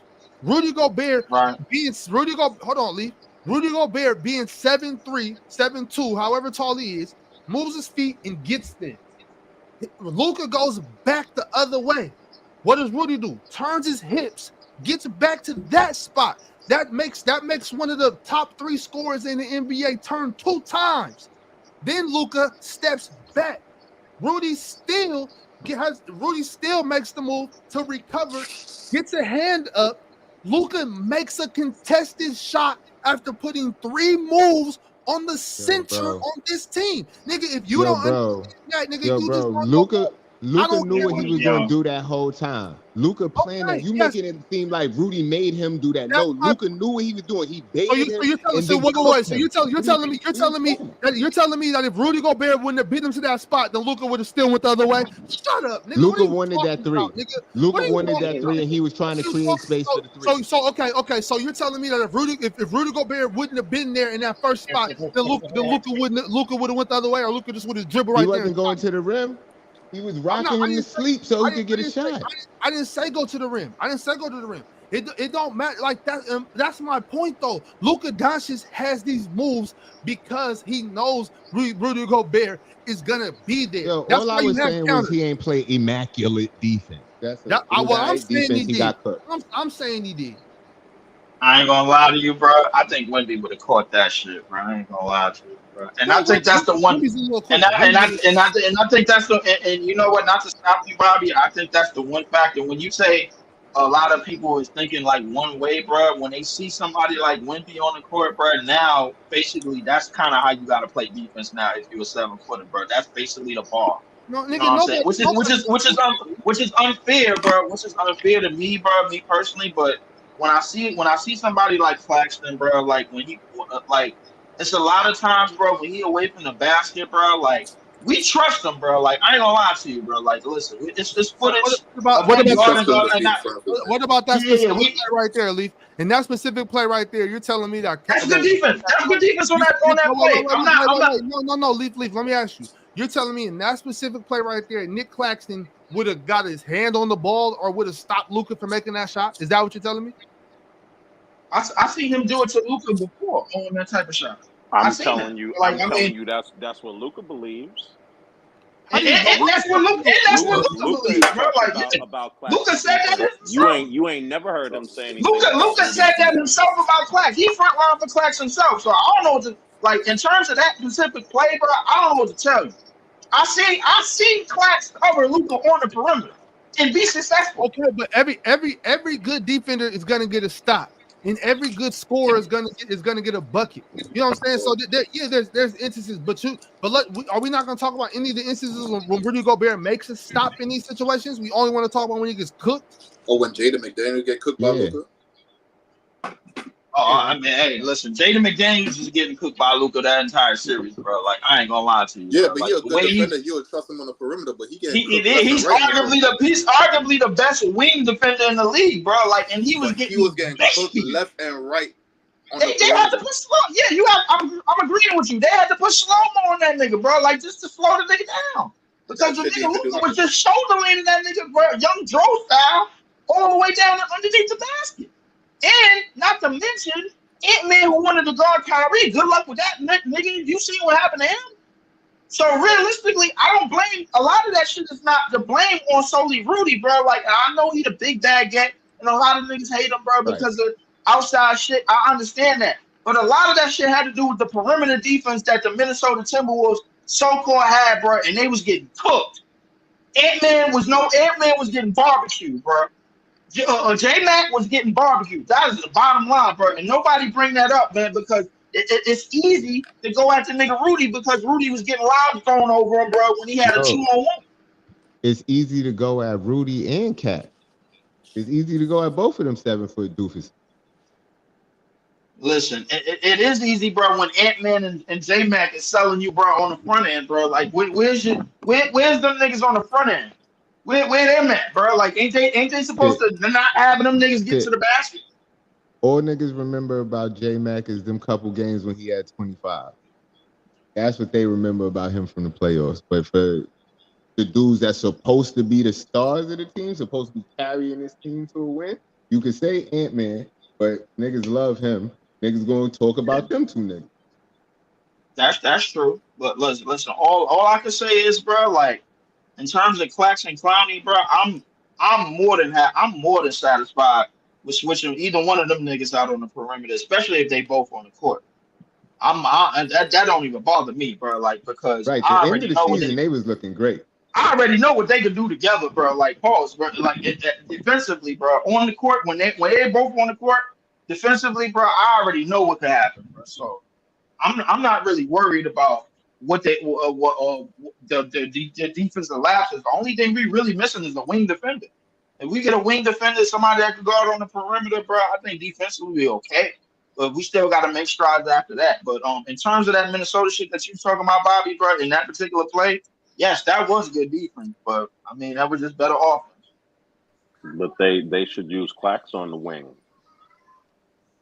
Yeah, I think Clax is slightly better on the wing than Clowney. I think he's slightly better than Clowney. I would You talking about for defense? For defense. Yeah. Clax can move this feet a little bit better than Clowney. I'm not as. It's not a wide gap, but like because Clowney could cover ground, bro. But I mean, in terms of like, I think Clax could stay in front of guards a whole lot better than a lot of the bigs in the league, bro. Like so. It is what it is. You said Will Smith to Smith. Yo, Bobby, what the fuck are you talking about? Will Smith, He's talking to people's in the chat. Yo, people's always talk shit to anybody that's not a Nets fan, man. You gotta kind of just, you know what I mean? Niggas don't know about Will Smith, boy. This ain't the first time. This ain't the first time me and this nigga done went back and forth. Yeah, but that's to people's is. But what I will say is, I didn't know that Rakim wrote "Summertime" for Will Smith. Did y'all know that? Yeah, I know that. I think I heard that. Yo, you I know that. not hearing that in 2024? Yeah, that's crazy to me. I knew that. Way back. Where you been at, man? Yeah. You gotta wake up, cuz. Yo, easy, bro. Before I forget, bro. Hold on, get back into that list. Hold on, yeah. I really don't want to go back to that shit, bro. But I mean, yeah, I guess we're gonna have to finish it, bro. Like we had like 40 albums left, bro. Like a lot of them shits was a lot of them shits past the 50 was trash. I seen the list, bro. I'm disgusted. But, I mean, Nah. Yo, nigga getting jiggy with it. Will Smith got an album. Nigga jamming his Will Smith CD in the dark. Drop. Who else? Will Smith. That nigga was dumping. Nigga, what? Will Smith was not dumping, bro. Like, I'm sorry. Yo, leave that nigga dumping, yo. Y'all niggas is on your own, bro. Like, I'm not doing this. Yo. But that Welcome to Miami was heat, though, Lee. Welcome to Miami. Listen, I'll take Summertime over all of them shit, bro. Yeah, Summertime was a classic. Welcome to Miami was a banger, though. I don't even remember how Welcome to Miami went, my nigga. Like that. Listen. Hold on. Easy, yo, Big Ox. Easy said he wants you to do the top 100 albums or something like that. Let me just ask you: does Will Smith album belong there? Hell nah, Breezy. Come on. Hell no, wasn't up there. No.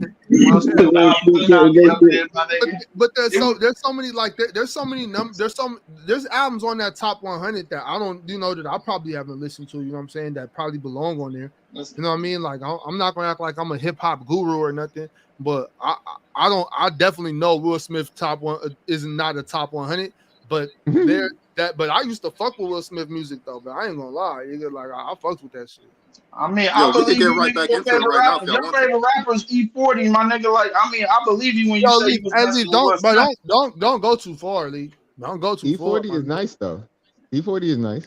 Yo, we could get right back E40 into is it. wicked, Before bro. E40 I in ain't the gonna GOAT lie. conversation. Nice is an understatement, bro. Nice is an understatement, bro. E40 the GOAT, nigga. That nigga been giving E40 is game. he's That in the nigga GOAT E40 conversation. E40 been giving game for 40 years, nigga. He has Really, in the GOAT Like he's really conversation. putting what I'm saying is he's like really putting E40 over short, bro. Are you kidding me? my thing Yeah. is niggas that say that shit about I'll say E40, short, bro. Like you was know the thing about that is timeless, bro. niggas that say that shit about E40 don't really listen to his albums. They've heard a lot of the commercial shit, and they think that shit, like they think that nigga's like a goofball. But if you listen to what this nigga is talking about and you understand what this, a lot of niggas just ain't. They don't know the lingo. You know what I'm saying? E40 is hard.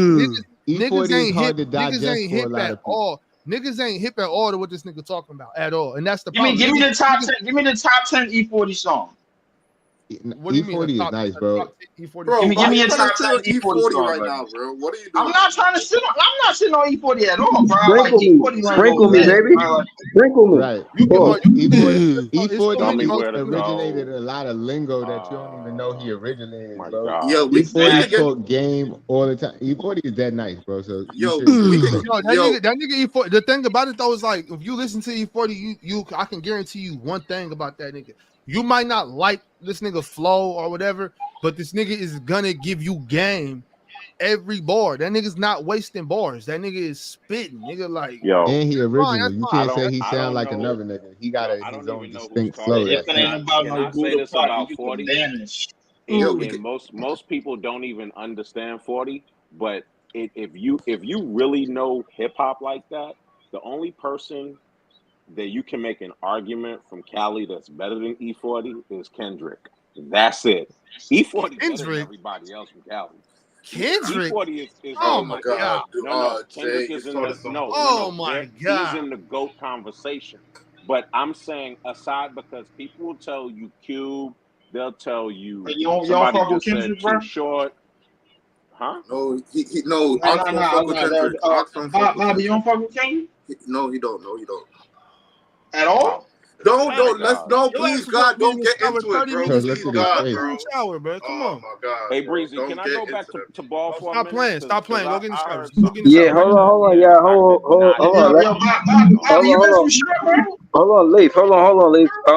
Jay from BK, he was on a panel for like a minute with us. He ain't say nothing about ball for real. Let's get back to ball real quick. But I want to do a whole stream, like the start of it. I wanted to do it on Big Ox page for real. But we're gonna go to Jay from BK real quick. Talk to us, Jay from BK. Yo, the thing, it's son. I don't see your name, so pardon me. It's the guy who like face we can see. I think it was him talking crazy about Cam earlier, and I just wanted to say there's so much context that's not included when people talk about Cam, in terms of how assistant coaches and head coaches couldn't stand him. That's why he didn't play. It had nothing to do with his defense, and.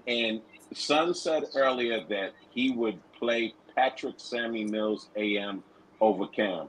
Here's the problem with that. In a playoff that was situational, bro. No, it wasn't situational. And that's why context needs to come into play. Because in that game, in game 4, when we got swept by Philly, in a game that Joel Embiid did not play, we scored 88 points.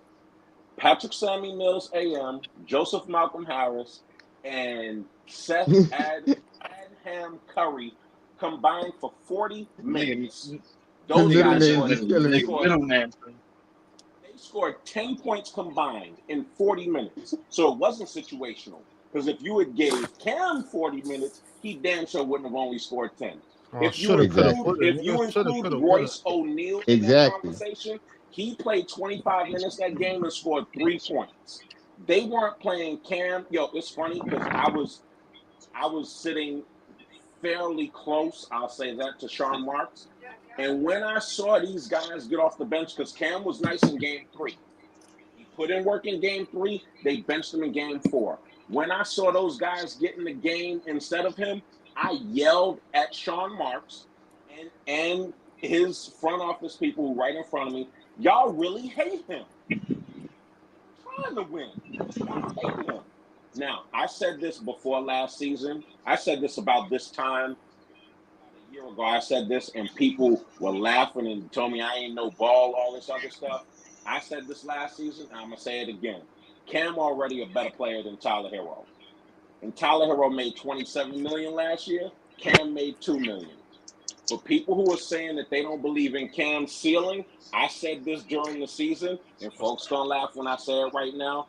I think you can make an argument that Cam's ceiling can be higher than Tyrese Maxey. Now, for context, because context needs to be put into it, Cam was not played his first year. He was not played his second year. He came into his third year without a role by the head coach's own admission. He said in the preseason that he had a role for Day'Ron Sharpe. He did not have a role for Cam Thomas. They didn't even plan on playing him like that.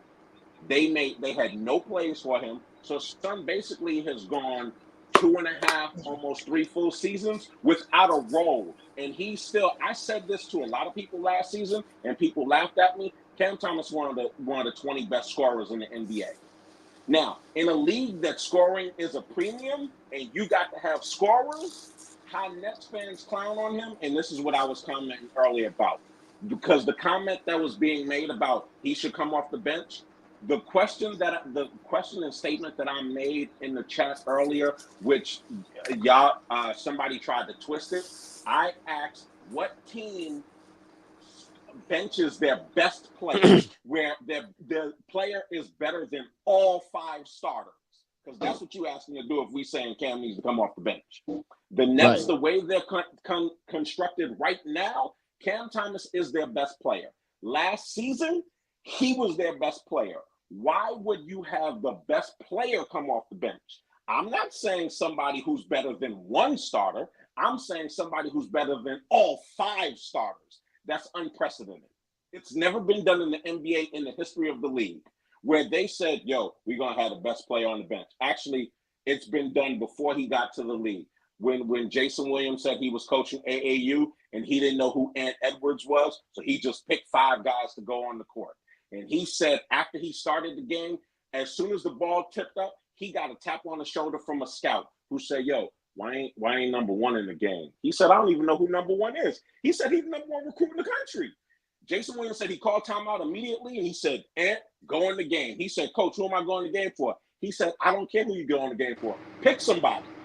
So the idea that Nets fans are really saying, yo, Cam should come off the bench. The way the team is constructed right now, he is the best player. There's no way you say put 5 guys in the game over him when he's the best player. That makes no sense whatsoever. And Nets fans got to stop sleeping on Cam. The man has had no role for 3 years. No role for 3 years. You don't deserve a role. He still averaged 23. Okay, cool. He's a top 20 scorer in the NBA, and he doesn't deserve a role. Okay. No. I'm talking shit. He deserves a role, but his role. I'm like I said, I was just bullshitting, bro. He definitely deserves a role. Like I said, Cam Thomas is a very talented scorer. I think he's a bucket getter. I think that's his role. I think his bucket should be to score baskets. I think he should be a spark plug player. And there's nothing wrong with that. That's not a knock. Like y'all just think very highly of the kid. I don't. But there's nothing wrong with that. Because you don't watch all his games. Well, no, I don't watch all of his games. Of course, I don't watch all of his games. No, that's why we feel the way we feel, and you feel the way. I mean, I've seen enough. I'll say this. I don't need to watch a nigga 82 games to see his game. I can watch 15 games in the season and know enough about a nigga's basketball. Yeah, but the idea, because one of the things you were saying, and nigga, you don't watch Malik Monk, so nigga, so don't say nothing about Malik Monk then. One of the things you were saying earlier was that he was a chuck. When he was playing with KD when he was here, he wasn't out there chucking. He was playing in the Florida offense, and KD knew, yo, if we need a bucket, let me just swing it to him.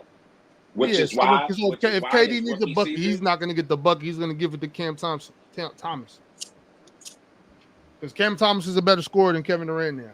No, I'm about to give you a specific game. When we played the San Antonio Spurs, his rookie season, KD got the ball out the inbounds, and he gave it to Cam Thomas, and Cam Thomas hit the game winner. Yo, the idea is that he's not out there chucking when he's playing within the system, and again, he's had no role for 3 seasons. That's what a coach is supposed to do. Have a role for Can I players. also bring up another point, Jay, real quick? So a lot of niggas say Cam was chucking, but he was on the floor with fucking 4 players who couldn't get their own shot and create offense. Right. So that plays a lot into it too. Like, of course, he's the most talented offensive player we have on the floor. The other niggas that was on the floor with him couldn't hit the side of a fucking barn. So of course The we're gonna NBA need is in him. a sad state, bro. The NBA is in a sad state when there's only one person on the team that can get a bucket. Nobody else Well, is. that's how Nobody else is it was scoring just their our own. team. Nigga. The No, NBA our is team. pitiful right now. No, our It was team supposed was to in a be sad Macau. state. Big Ox. Because Our it's not, team was in a sad Joey, state. Joey, let me add to what you said. It's not even about Cam being the guy who could score. It's that, and you, for the person who say you're watching the Nets, you couldn't have been watching the Nets from this standpoint. The Nets were literally the only team in the NBA when the person brings the ball down the court for pretty much every other team. The guy who's bringing the ball up the court is throwing up a number, doing a hand signal or something, telling them what offense we're getting into. The Nets don't do that at all. They haven't done it at all. So yeah, they basically been out there playing street ball. And Cam knows how to score. So And not when only that, you're not running an not only that offense, though, Jay, they threw the nigga Cam a lot of grenades. Niggas would try to create on our team and they'd be like, fuck it, I can't get off. Give it to Cam at the last minute. And Cam, you try to get a bucket. Like, and he would have less to than try to 5 fucking seconds get a left. bucket. Yeah. That's because Less than 5 seconds left Cam and he's Thomas. jacking. The reason what my man right here was saying about not running the offense. Maybe that's because Cam Thomas can't run an offense. Like I was trying to say. He wasn't even starting. He's not a point guard though. Nobody was running the offense. Even when the point guard was in the game, they were not running an offense. We didn't have an offense. That's what he's So trying to say. y'all want this undersized shooting guard to be somebody that he's not. He is a sport. And there's nothing undersized shooting guard? I don't know. Because you're about to give a definition that it's a bunch of guys in the NBA like that. I try to go back to Tyrese Hold on. I want to say the reason why I got him a starter is because of the PNR. I think he can run the PNR with Claxton and the Clowney, and I think the better teams in the league run the PNR and have great first quarters. And pretty much they got one of the better offenses in the league. And we've seen some of that PNR in the latter part of the season. And if he do get the ball, if he is the point guard, I think he a combo guard. So I think he get a lot of touches, and I think he does run the PNR. And I think that's what's going. This year proves a lot. You know, the 22 points per game don't prove a lot, but this season I think it goes up. I really think they gave him the green light the way they were supposed to while Macau was, you know what I'm saying, blocking his shine. Excuse me, but it is what it is. You know what I mean? I think it's more to prove than I can say. Oh, you missed a lot of what he did, because he did do a lot. But you gotta watch him. You know what I'm saying? I've been watching every game he been in since he started, and I've seen the improvement. I've seen the progress. The same way you talk about the progress in Murray, I see the progress in Cam Thomas. You know what I'm saying? But you know, I know everybody don't agree with him being a franchise player, but that's cool. But I think this team takes significant leaps individually. As a team, I think we still want to tank, but I do expect us to have chemistry with whoever we get in that next season. Cooper Flag, Ace Bailey, you know what I mean? And I don't know. Y'all think Cooper Flag sound like a franchise player, like we will run with him, or Ace Bailey? But time will tell, man. Time will tell. Yo, you think the Diplomat of Mutiny is a top 100 album of all time? Yeah, probably. Yeah, especially if we go through the list and I hear all the other albums that's in front of it. Probably. Diplomat was making good music in the when they came out, bro. I'm not saying they rival. I'm not saying they rival. Down for a couple years for yeah, nice little run. Yeah, I ain't saying they rival with Wu-Tang, but they definitely was mentioned in one of those top groups. I don't think they was Oh, Wu-Tang. absolutely. In the 2000s. Oh yeah, Let me ask early this question 2000s. then. Let me ask this question. If you had to choose between a Diplomatic album and a Lots album, which one you choosing? That's tough. That's Yeah, it tough. is. And Yeah. Diplomat's mixtapes was better than albums anyway.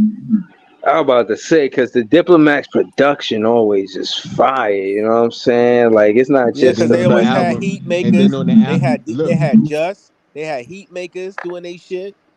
but then They on the had some good. albums they couldn't get the samples cleared, so they had to replay it, and it don't sound the way it sounded on the mixtape. I used to hate that on Dip.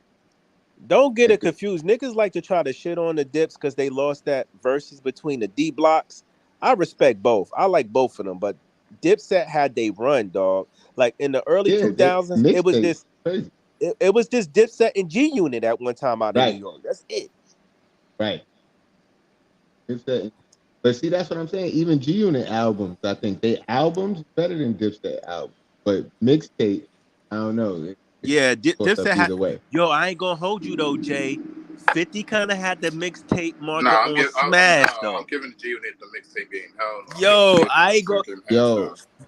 but I feel what y'all saying, definitely. But the influence that them tapes had on the streets, like I everybody could, was listening to G Unit shit, but niggas wanted to dress and be like this. Yeah, you right. Dipset I could argue that G Unit mixtapes have more pop than had as much weight as the Diplomat communities Diplomat mixtapes. I'm gonna say this. G Unit probably had more influence throughout the whole rap game, but in New York, Dipset had it. All right. In the influence wise, Dipset I had it for fuck- sure. In the city, I'll give you that. I could rebuttal and say I knew a lot of people that rock with the G Unit radio mixtapes from 1 all the way to fucking 25. Yeah. No, that's More absolutely true. niggas, But what I'm trying to say is I'm trying to add on to more what Jay niggas was was saying. rocking BB. When we talking More about the niggas was rocking. influence. Oh wait, No, my hold bad. Go on. ahead, Jay. I was just saying more niggas was rocking BBs and Pelés than niggas was rocking them G Unit wife beaters outside. Yeah, bro, Jay. Remember niggas was rocking them goofy ass colored belts with the Yeah, emeralds man, and niggas shit was on it. rocking them shits.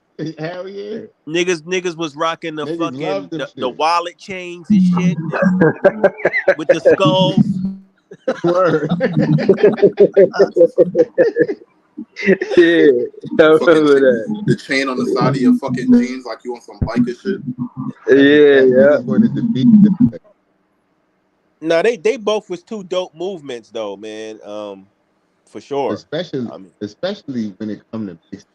They really, because I feel like before that, mixtapes was more of just like the DJ's thing, but they took it and made it like, yo, no, we dropping full mixtapes. That's pretty much like whole project is fire. Let me ask this then. And Let me ask this real quick. Project after project. Go ahead, Jay. Go ahead. I think let me just say this real quick, Easy. I think G Unit shit just propelled them to a biggest stratosphere when they signed with Eminem. You know what I mean? Like the Dips got their shit out the mud. Like G Unit got their shit out the mud too, but Dipset was using most of their shit was done by them until they got with the Rock. That's a fact. Y'all heard M new shit? Nah, I ain't get to hear his shit yet. That shit kind of hype. I listen to M shit and Lupe shit today. Let me ask this question though, real quick. Does Chief Keef Finally Rich deserve to be a top 100 album of all time? That's the first album? Yeah, that's the first album. So that's the game changer right there.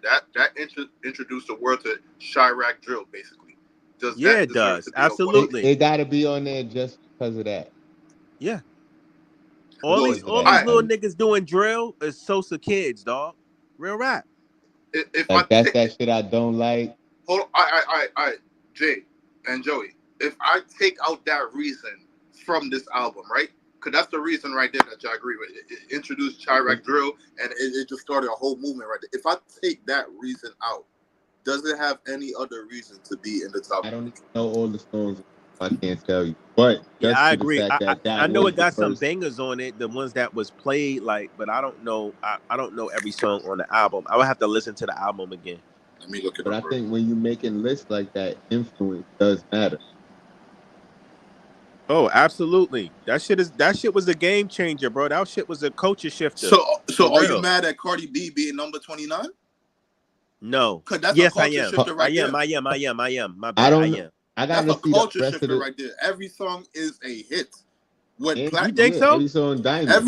No, Joey. Diamond.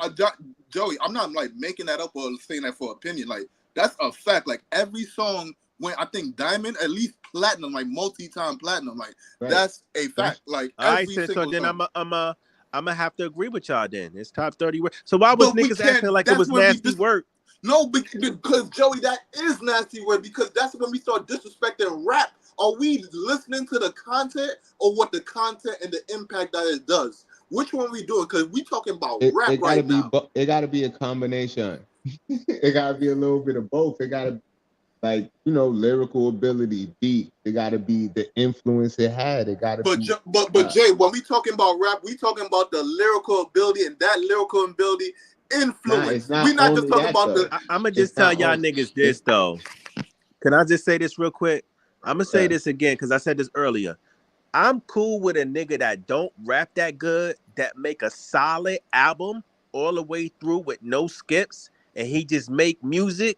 Vice versa, a nigga that can spit his ass off, but only got about 4 or 5 cuts that's dope on his album. Right. So with that being said, lyrics at ain't that point, everything, I'd rather bro. just hear you freestyle. Just go freestyle on the beat. But that comes to my point. Lyrics ain't everything. It's about, okay, the lyrics are cool, but it's about can you make good songs? It's about the artistry. Like, is you coming with something different? You know what I mean? Can you pick good beats? Like, is your hooks catchy? Like, is niggas fucking with your music before anything? Your content. Yeah. Like, what is you rapping about? It's like. So the Chief Keef album, it had the songs like Love Sosa, I Don't Like, Hate Being Sober, Laughing to the Bank. Bangers. Those were all iconic songs. Understand Me, Ballin', 300, Finally Rich. Pretty much invented drill, bro. Sicko, Kobe. None of these little dudes in the street were doing what they was doing if that album never came out. That's why I got it. But that's my thing. So it's this what I was explaining. Like, Chief Keef ain't the greatest lyrically, but he was coming with something different. His he made good music that people kind of gravitated towards. It was a different sound.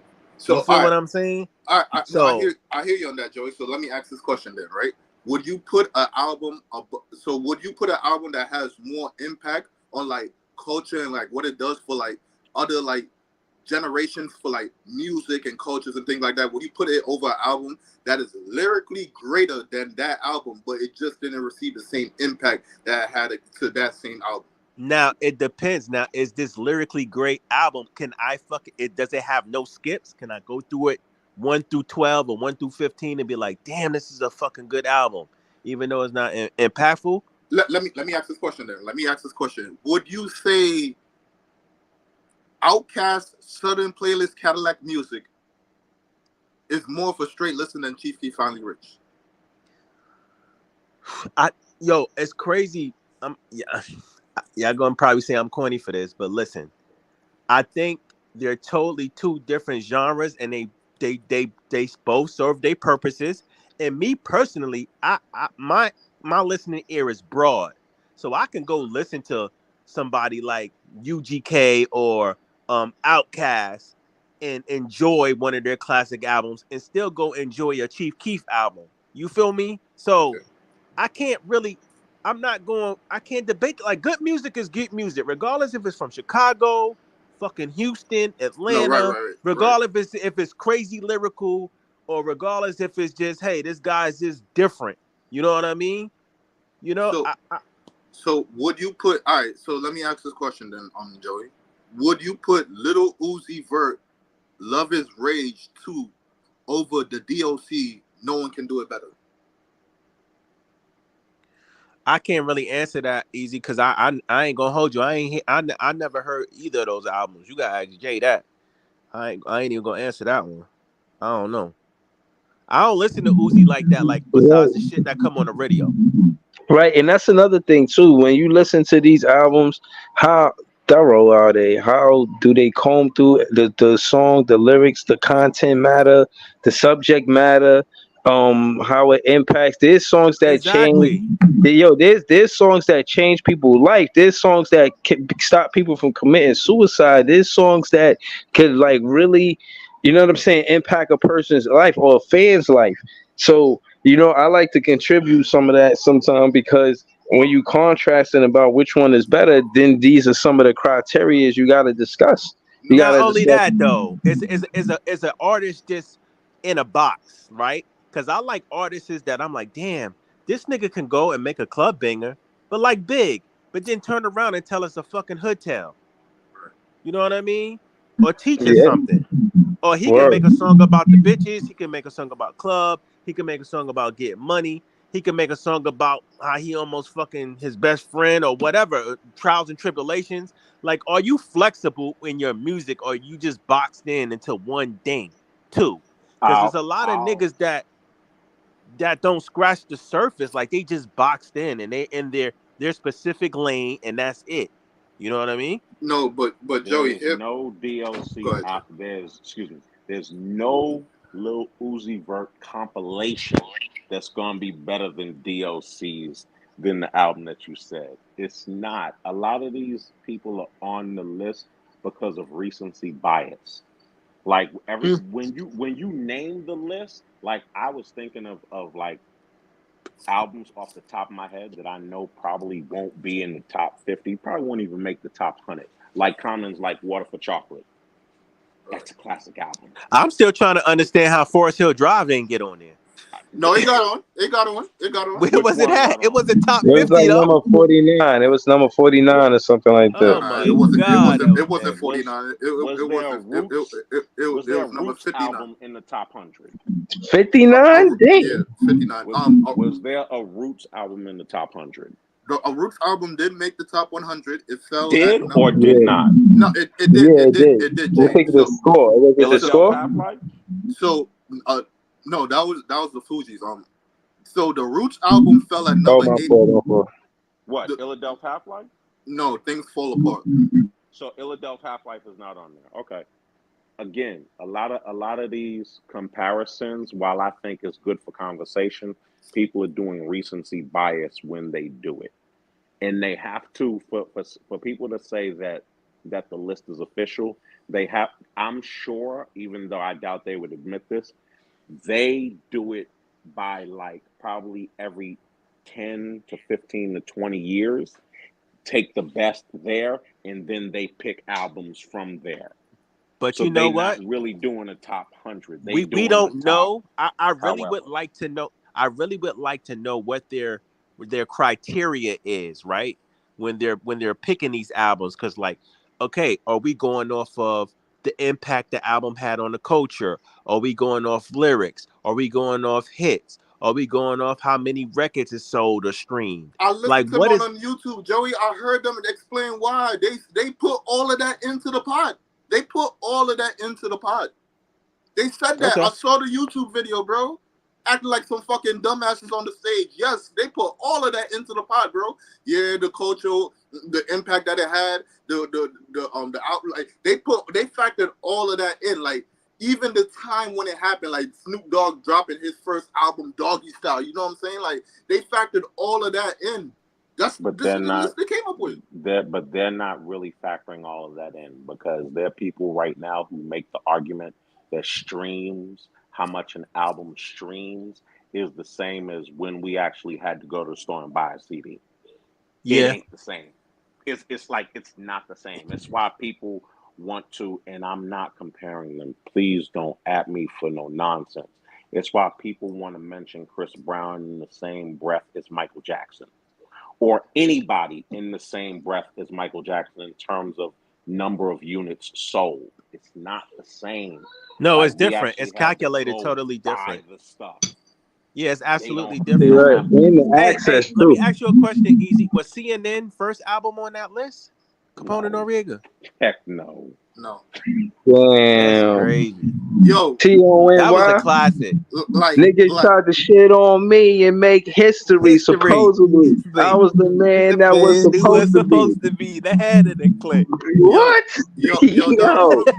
Yo, dog, cause we left off at number 60 when we was doing this shit, right? From number 60 was down. Nori album on there? There's no Nori album on this top 100. So let's just get that out the way. Nori has some bangers too. There's no By Nori himself. album. There's no Beanie Siegel album. There's no Locks album. There's no Jadakiss album. There's no Styles P album. Yeah, that's nasty not to have no Locks album on there. Yeah, top. Is that the hip hop? Is the top 100 hip hop album? What is it? Pop albums? Nicki Minaj made it. Chief Keef made it. My God. XXX Tentacion made it. Right there. Travis Scott made it. Right there. Roddy Ricch made it. Right there. Yeah, Roddy Ricch ain't even rap to me. Come on, Roddy Ricch over the Locks. The Migos made it. No. Little Baby made it. Those are recent rappers that made the top 100 list. Recent. So do any of them? Because I don't really listen to their music like that. Do any of those guys got classic albums? And Tyler, the Creator, made it too. Now, if you ask some people that listen to these guys, they will say some of the albums that they put up there should have made it. Because some people say XXX Tentacion 17 is a classic. Now, I don't know if they consider the post-humorous into it, but some people will say that. So, but I don't listen to the nigga, so I can't really like say that this is like, oh my God, this is like a great piece of work right here. But these do they got any Bun B and UGK shit on there? Bun B and them. Bun B and UGK barely made it. They made it though. They made it. They got one in there. Barely made it. Damn. But if these albums are making it, like, cause they got the Migos Culture 1 in there, and I'm not gonna lie, that's a great album. But to put that into the top 100, nigga, hold on, dog. Hold on, son. Y'all doing some bullshit over there, dog. Did they say what the criteria was? I heard you say that there was a criteria. They considered everything. They put everything into the melting pot. So like they consider like time and like how like the impact that it had, the time when he did it, like let's just say Illmatic for instance, right? Because that was number 1. Nas out of nowhere came out and made this masterpiece, a wonderful time masterpiece, at a time where rap was just butting up and type shit like that. They throwing that into the melting pot of how they thinking about it. Then you go to the songs. Every song is a goddamn hit. Then we listen to the lyrics. The lyrics are out this fucking world. People are still like they do all of that into the pot right there. So if you considering all of that shit right there, like there's so many questions that pop up from this list now. Then so like yo, Easy. Hold on, Easy. I gotta say, we 3 hours and please, Easy, inbox me on Twitter so we can start the show. This is part 3. Ain't none of us letting this list slide like it's okay for them to have the numbers they got at the albums they got at the numbers they got. So we definitely got to do a more thorough. You know what I'm saying? Put the list on the screen and stuff. Yeah, man, that's on me. I gotta get my laptop right for me to do it. Or if we can't do it, we can do it on Big Ox page. I know Big Ox is with it. But Easy, get with me a Big Ox, man, so we could do this. I definitely want to be part of the panel when we doing this shit, bro. Y'all not trying to do that, bro. Y'all trying to fight over Cam Thomas, bro. That's what y'all trying to do. Y'all trying to fight over Cam Thomas. No. We settled it today, man. But I ain't even see the list. What list? I didn't even see the list that y'all talking about. Oh no, Easy. He was talking about. We ain't put it on the screen. Easy. He was reading off the top, I think, 100 hip hop albums, and that Billboard made. Billboard. We had got to like 60 yesterday, but that's because we had started earlier and we got to it faster. Should we 3 hours? We take anything that Billboard says seriously though about the culture? I'm not. But goddamn. Hey, was any Fat Joe albums on there? No. Yeah. And was it only hip hop albums or was it albums period? it depends on what you consider. It's supposed to be a top 100 rap albums, but then like it depends on what you consider strictly rap. Some of them shits was pop. Some of those is because if pop you put in albums. if you put in Drake Take Care on that shit, and for the most part, a lot of the songs he fucking singing on, my nigga, then you start to lose me at a point in time. And then when you put that shit so high up on the chart, but then you disrespect a masterpiece like To Pimp a Butterfly, I have a problem there. Yeah. Nah, so we definitely got to get back into this. Yeah, but we're gonna do it an earlier stream. We're gonna start the stream with that. I think tomorrow we got the Knicks game. This the Nets versus Knicks. I'm definitely gonna recap that. That is, I think, at 8 o'clock. Huh? You sure it's the Knicks? That's where we play somebody else. We played the Pacers. That was the first game. The second game is the Knicks. We got 2 more games after the Knicks. But I'm pretty sure that the Knicks game is the second game. It's like around 7 or 8 o'clock. Y'all could double check that. But we're gonna be back right after the game off for a recap. And also, easy again. Let me know about this Billboard 100. Definitely want to have this conversation. But yeah, man, y'all can see all the other handles besides this channel to subscribe to, scrolling on across the screen. But before the guests leave, I want to say shout out to everybody on the panel. Shout out to Joey BK, shout out to Easy, shout out to Lee 4788, shout out to Jay from BK, shout out to This Is JTV. Y'all see the handles scrolling across. Y'all can subscribe to their pages. And also, please, again, subscribe to this page. We're going to be back with more content really soon. And thank y'all for tuning in, man. And thank y'all for helping me grow the page. I'm going to get with y'all soon. Peace, y'all.